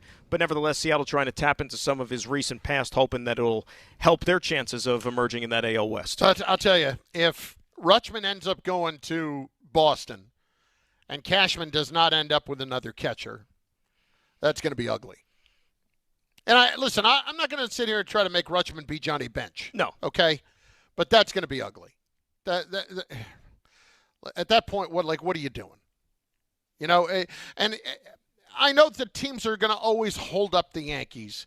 And if they're saying, well, you have to give us George Lombard Jr., and obviously the Red Sox are not going to be giving them that version of George Lombard Jr., their version of it, but Like, you can't tell me you can't make something work here for a guy who's not a free agent until 2028. See, the thing about the Red Sox, though, they're to me more in line with the Yankees than they are the Mets. And what I mean is, like, the Yankees are missing key players, but they're still winning games. Red Sox now finally got it together. They're missing a lot of guys. Remember, Garrett Crochet, Marcelo Mayer, Roman Anthony. Like, these are dudes that were supposed to be important pieces for them. Suarez was on the shelf for a bit, and yet now they've gotten their season together. They've gotten ridiculously hot. That's why the Mets can't use the injuries as an excuse, the guys that they've missed. You know what I mean? There's no reason with a $400 million payroll you should be this bad. The Red Sox made it work. The Yankees are making it work, and that's why the Mets season is just one giant travesty. What would really shock me, and I hope for this, like when we're done here, I'm going to go home, I'm going to watch the trade deadline stuff, hoping something like major happens. Imagine if there is some like blockbuster that takes place that nobody has seen coming for like miles and miles away. That would be fantastic between now and 6 o'clock. I just don't know if it will, because that's the type of guy that's going to have to be acquired to really tip the balance of power. And I don't know if that guy is available. Jim in Garden City is up on ESPN New York. Jim, what's going on, bud? How are you? Hey, guys. Love the show. Hey, guys, I think the perfect trade for the New York Yankees would be to acquire Lindor from the Mets. It'd give them a huge upgrade shortstop. It'd give them the bat that they need, okay? And if you're really going to compete with the Dodgers, if you get Stanton back and you get Judge back, and now you have a Lindor and they're all hitting at the right time, maybe you can win a World Series. But if the Yankees are really serious about doing anything, they got to make that type of trade. And the Mets want to get rid of him. He's just a cancer in their locker room. I think that there's how many? Let me count here. 481 different reasons that's not going to happen. Mets and Yankees are doing business. They're not doing it for a high-profile player like that. No. It's just not happening. And listen, you talk about him being a cancer in the locker room. Cancer's a bit strong. Cancer's a bit strong. $170 million still left on the contract. 5 years. 5 years. And let me ask you, and he's a 10-5 guy now, right? So he has the right of first refusal. Let me ask you a question. Put your look. It's not happening, but let's have fun. Okay, if you are Lindor, everything you've been through in this town, and you were going to get traded, would you want to stay in New York and go to even more of a pressure cooker playing for the Yankees? I would, and here's why. Ain't my team. Judge's team.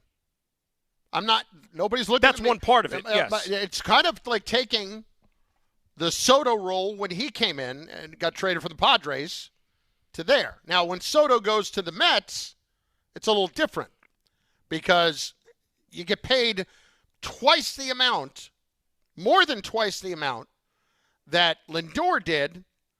Then you've got, you're going to have some feelings there. And I'm sure that probably annoyed Lindor, but hey, I mean, Soto is that player. Now the natural, you follow that up with when everybody brings up a Lindor trade proposal. Who are you getting to replace him? Right? Who are you getting to replace the production that you know that he's capable of? Fair question, and I don't have a good answer for you because there aren't too many of those guys out there. The next thing I will say is this, and we're not going to get an answer until next year. What if, and I know the Mets are banking on this, what if this year is not just a fluke? That this is the beginning of the downward descent of productivity for Francisco Lindor as a upper echelon MVP caliber shortstop in baseball. Then you think the outrage is angry now? You think fans want to get rid of him now? What's that going to be like next year if it doesn't get any better? Then it becomes even harder to move because then there's a greater sample size of production decline that other teams are going to be like, he ain't worth this money. Sorry. And then Uncle Steve is going to have to eat some of that. And then it gets served up the old screw job. That's what happens. That's what's going on. That's why, call me crazy. That's why these 10, 12-year contracts really don't ever age well, do they? No, they don't. They don't. And they talk about, the last year or two is going to end up being better. No, really, it's like the last 3 or 4. Yeah. More than anything. And I'm not saying it's the case, but we might be there now. To me, with the Mets right now, it makes absolutely no sense to trade Lindor. I need to find out who my manager is going to be next year. Is it going to be someone of strong personality? Is it going to be Beltran? Is it going to be Albert Pujols? Is it going to be Alex Cora? Is it going to be somebody of that personality that can try to get together Soto and Lindor, get everybody on the same page, and go from there. Someone who's going to walk in the door and immediately have the respect level that is required for that. Now, Pujols and Beltran never having done it before, it won't matter because they have done it as players before on an exceptionally high level, and they will carry that respect with them. I don't know that you can ask the Mets to trade away Lindor right now when he is at the bottom of his value, when I still think there might be some value left in that play. Yeah, he's not going anywhere, and I don't even think they're shopping him. You know what I mean? And No. knowing the way things go with the Mets, you know as well as I do, they'll trade him, and he will immediately morph into a Gold Glove caliber shortstop again, and he'll get clutch hit after clutch hit after clutch hit and propel some team to a championship. That's usually how it works. That's really the Peterson thing, things like that. Like that, the firing of Hefner. When these guys go other places and they thrive, that would bug me to no end. Well, I mean, like Pete's having a Pete year. Like Pete's in Baltimore, Pete's doing what Pete usually does. Jeff McNeil is having a dreadful year, by the way, for the A's. Did you see him get into it a little bit? Kenley Jansen got annoyed that he bunted the other Yeah. night. I got to swear that I'm with McNeil on that. But they're trying to win the game. Well, but yesterday, did you see it was the Arizona-Cleveland game? Gavin Williams, who was working on a no-hitter. It was either the 5th or the 6th inning. Arizona's up there, and I forgot who it was, dropping down bunts. Yeah, that's a little different. But did you see the funny thing that happened? So after I forgot whatever inning was the 6th inning, this kind of festered. The benches cleared. A scrum ensued. And what broke up the scrum on the field? It started raining, and the grounds crew had to put the tarp on. You got to go on and see the video. I've never seen a bench clearing disagreement end because the tarp had to come on the field. All right, guys, it's raining. No, guys, settle it inside. Well, it was like, what's his name? The Skip Schumacher yesterday went out, or a couple days ago, went out to argue for the Rangers manager with the home plate umpire. They had to cut the argument in half because it was the 7th inning stretch for God Bless America, and as soon as My Home Sweet Home, they continued again, and he got thrown out of the game. My Home Sweet Home, and another thing, you mother. Now, here, put yourself in their shoes. While the God Bless America is being played, if you're Skip Schumacher or the home plate umpire, were they standing next to each other with their hands over right their next hearts? to each other like that? While the song is playing, if you're one of those two, are you thinking in your mind, like, what am I going to say once the song is over? Yeah. Like, are you like working out your lines? Yeah. Yeah, absolutely. And another thing, Schumacher. Oh, and the biggest thing is, I know the camera's going to be on it the whole time, so I can't say anything under my breath, and I can't exactly go with the old cover the mouth bit during God Bless America. God bless America, you son of a... In the World Cup, that gets you a red card. Can't cover your mouth and, say anything disparaging. It's Carlin. It's Grassa, ESPN New York at 800-919-3776, 800-919-ESPN, and on the ESPN New York YouTube channel. Let's go. 1-877 Cars for Kids. KARS Cars for Kids. 1-877 Cars for Kids. Donate your car today. Call 877-CARS-FOR-KIDS to reach a friendly live agent. Donation is super easy, and your car can be picked up as soon as tomorrow. Call us now or go to carsforkids.org. 7 Cars for Kids. Donate your car today. Did you know you can donate real estate too? D'Agostino Law Bite Back. This is John D'Agostino from D'Agostino & Associates, and I know how a serious accident can change your life just like that. I'm Jenna D'Agostino, and I understand that with pain comes medical bills and time out of work. Let us get you justice. This is John Ryan, the closer. For over 35 years, our family has been getting accident victims every dollar they deserve. I started this firm for the injured so they can bite back against the insurance companies. Our legacy is to get you justice. Bite back. To get you paid, bite back.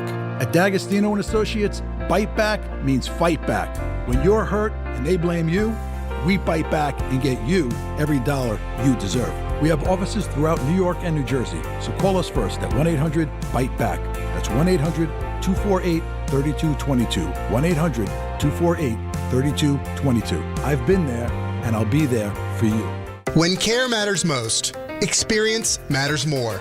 The Allure Group is redefining rehabilitation and long-term care across New York with 6 convenient locations. Their expert clinicians create personalized care plans to help you recover, rebuild, and get back to what matters most. From short-term rehab to long-term care, Allure is committed to comfort, dignity, and results. To learn more, visit allurecare.com. The Allure Group, where care meets compassion.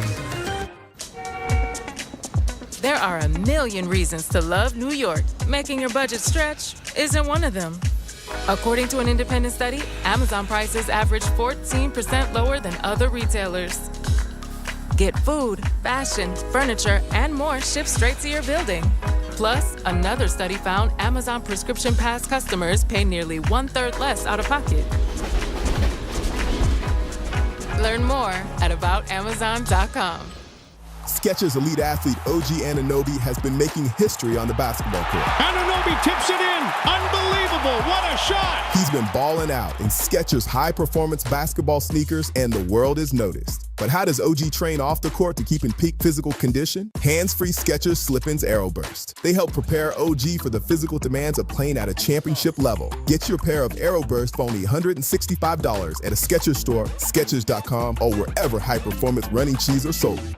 My name is Whitney Allen, and I'm a widow. My husband, Ryan, died. We never thought we'd ever have to use life insurance, but the unexpected happened. With Ethos, signing up was fast and 100% online. You can get a quote in seconds, apply in minutes, and get same-day coverage. No medical exams, and you can get up to $3 million worth of coverage. I'm grateful we were prepared. Get your free quote at ethos.com/play. That's ethos.com/play. Paid spokesperson. Time spent on application may vary. Online health questions required.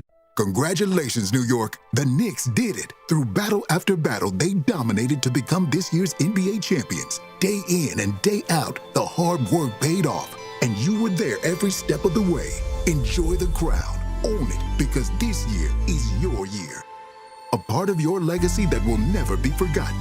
So celebrate this moment, show your pride, and shop the largest selection of official NBA gear at NBAstore.com. A Fanatics experience.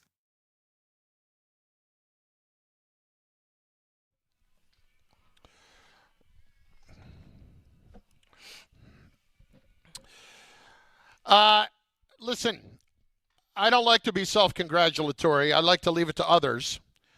But if you look at a couple of these pictures that we've taken with a couple of the Jets here today. That's right. With Jamie and Sherwood, A.Z. Thomas, Armand Membu, Jeremy Ruckert. Thanks to the Jets for having us out here. I would say that, listen, this outfit has been particularly flattering, and it's not dark clothing. I look thinner. No, I think you pulled it off. And you do. You look fantastic. I think the better part is I didn't pull it off, because I don't think anybody needs to see that. But yeah, it's not often that I would look at a picture and say, "Oh yeah, well, see, all right, big guy." I think, and I think it would have popped even more if the weather cooperated and we were outside with the natural lighting and everything. I think that would have shed a whole new. Maybe I would have worn that wicker hat that I sweat through. I don't think you would have needed it today. As long as it didn't rain, we could have been outside. And even if it was like some, light cloud cover, that would have been okay. But, instead we're in here. We have the conference room lighting. And, lighting is big. Lighting is big. Lighting helps. Yeah. A couple of the comments coming in on the ESPN New York YouTube page. John Drummond, they should have resumed the fight after the rain delay. That would have been great. Fighters, take your position. All right, now you had him in a headlock. Let's see here. Cabby, this is from Mike. Cabby is best as backup shortstop on the Yankees. He was better last season. Here's the problem. What are the numbers with Caballero at shortstop versus Volpe at shortstop this year? The Yankees are winning more with Caballero when he plays. Absolutely. So I can't get caught up in still thinking Volpe's going to be a thing. Here's the thing, and regardless of position, if we're going to base this on the assumption that Stanton, Bellinger, Judge are going to be back before the end of the season, September 20, whatever it is. Yeah, hope. Those are 3 spots, though, that go on the roster. Who's coming off? That means 3 guys are getting the boot. You know what I mean? Yeah. 3 guys got to go because you know that those guys are eating up spots. So if I'm going to look at that, give me a second here. Yeah. It's an interesting question, but I would probably who's coming off the roster right now? I mean, first of all, Schumann. Right. Schumann's going. Is there a spot reserved for you want the right-handed Spencer bat? Jones getting sent down? Spencer Jones is probably getting sent down, absolutely. One of your outfield Spencer Jones, Schumann. Does Rosario have his spot in trouble? I would think so. Because of Garcia's presence? But he's somebody that, gives you some of that, like, backup infielder type thing, unless you're willing to put we know what the answer should be. Should be Ryan McMahon. Should be Ryan McMahon, right. Because, again, if here's the thing, and you know what, it's a good point because you have an abundance of lefties, number one. If Jazz is ultimately then going to shift over to third base just because you need to make some of these pieces work, well, then what good is Ryan McMahon there for you? Right? I got to say, Jazz a left-handed stick himself. Yeah, I went and I just looked. I'm stunned to find out that he has 9 home runs. I didn't think he had that many. Yeah. He has that many? We're not throwing a parade for 9 home runs. No, but I'm stunned that he has that many. That's how bad he's been. This is a dude who, had more pop when he was in Colorado. Yeah, but it's Colorado, There's a few other comments. The short porch at Yankee Stadium, that's supposed to, incorporate. That's supposed to help, yes. Yeah, it's supposed to help. This is a guy who, let's see, for a period of 4 years consecutively, he had 23, 20, 23, 20, and 20. I'll give you a 50-year. So he was a 20 home run guy 5 consecutive years. It's been nowhere near that. No. Nowhere near that. Nope. One more comment coming in. Mike, also chiming in on Rob Manfred. Manfred needs to just hand over the Dodgers their 3rd straight World Series championship. I don't see them losing 4 times in October or November. The reason I bring this up is I heard Buster kind of talk about this a little bit this morning too. There is the thought out there that the owners and Manfred wanted Skubal to end up on the Dodgers and got what they wanted because it's going to help drive their point home this coming offseason. Yeah. Among other things. And not only that, the competitive balance part of it. Like, they're going to try to sell the salary cap part or the competitive balance part. Really what this is about controlling their costs. Right. Period. Cost certainty, the big thing that these leagues like to throw around there. I get it. Now, look, I still don't think, even with this Skubal move, I don't think the Dodgers are a lock to win a World Series. Look how close they came last. They by all accounts, they still should have lost last year. The Blue Jays had them dead to rights. Yeah. Dead to rights. And it took, Miguel Rojas and Andy Pages to make 2 of the biggest plays for them at the end of that World Series. And those guys are not making $50 million a year. I would say it's a little bit more of a given this year than it was last year. A little bit more. Not that I thought the Blue Jays were going to push them to that limit last year. Well, given the haves and the have-nots that the National League is versus the American League, you would think that assuming they get to the World Series, whoever they face in the AL is not going to be as good as that Blue Jays team was last year, or as dangerous. Another comment, Stearns must have learned from watching Cashman. Both are notorious for signing over-the-hill, injury-prone players from bad teams. I mean, I think that's probably a bit of a stretch in how you're putting it, but what you're seeing is that both have brought in guys that just haven't worked well enough. And then also with Cashman, who else am I looking at right now? Mm-hmm. Who am I forgetting? That when I look at the Yankees, I guess I could say Rice, but besides Schlittler too. Schlittler, Rice, and Judge are the 3 guys that you would point to that they developed, right? That they correct. I mean, Judge was a first-round pick, but still, first-round picks fail. Yep. So you have to still develop them. And again, I'll bring up yesterday's example. Yankees had 1 guy in their lineup yesterday who was hitting better than .250 this year. Think about that. This is Ben Rice. Like, I was looking at some of the stuff, with the whole 86 Mets thing on Saturday. and seeing some of the numbers of guys like Wally Backman hit like 320 that year in 1986, and that was Wally Backman. Yeah, that wasn't like one of their all-stars. You know what I mean? He was platooning that He year. was platooning with Tim Tuffle, lefty right. You know what I'm saying? So like, what has happened? And it's not just the Yankees; it's around Major League Baseball. Like, how did we get to this point? Like, this is when you let the analytics crowd and the Ivy Leaguers have too much of an influence on the way the game is played and coached and taught and developed and valued. That's why you get this. Let me ask you something.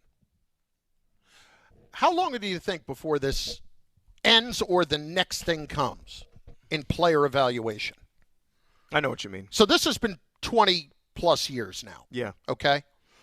When does the next thing come, the next innovation, and is it simply AI at that point? AI is a leading contender right now to be that.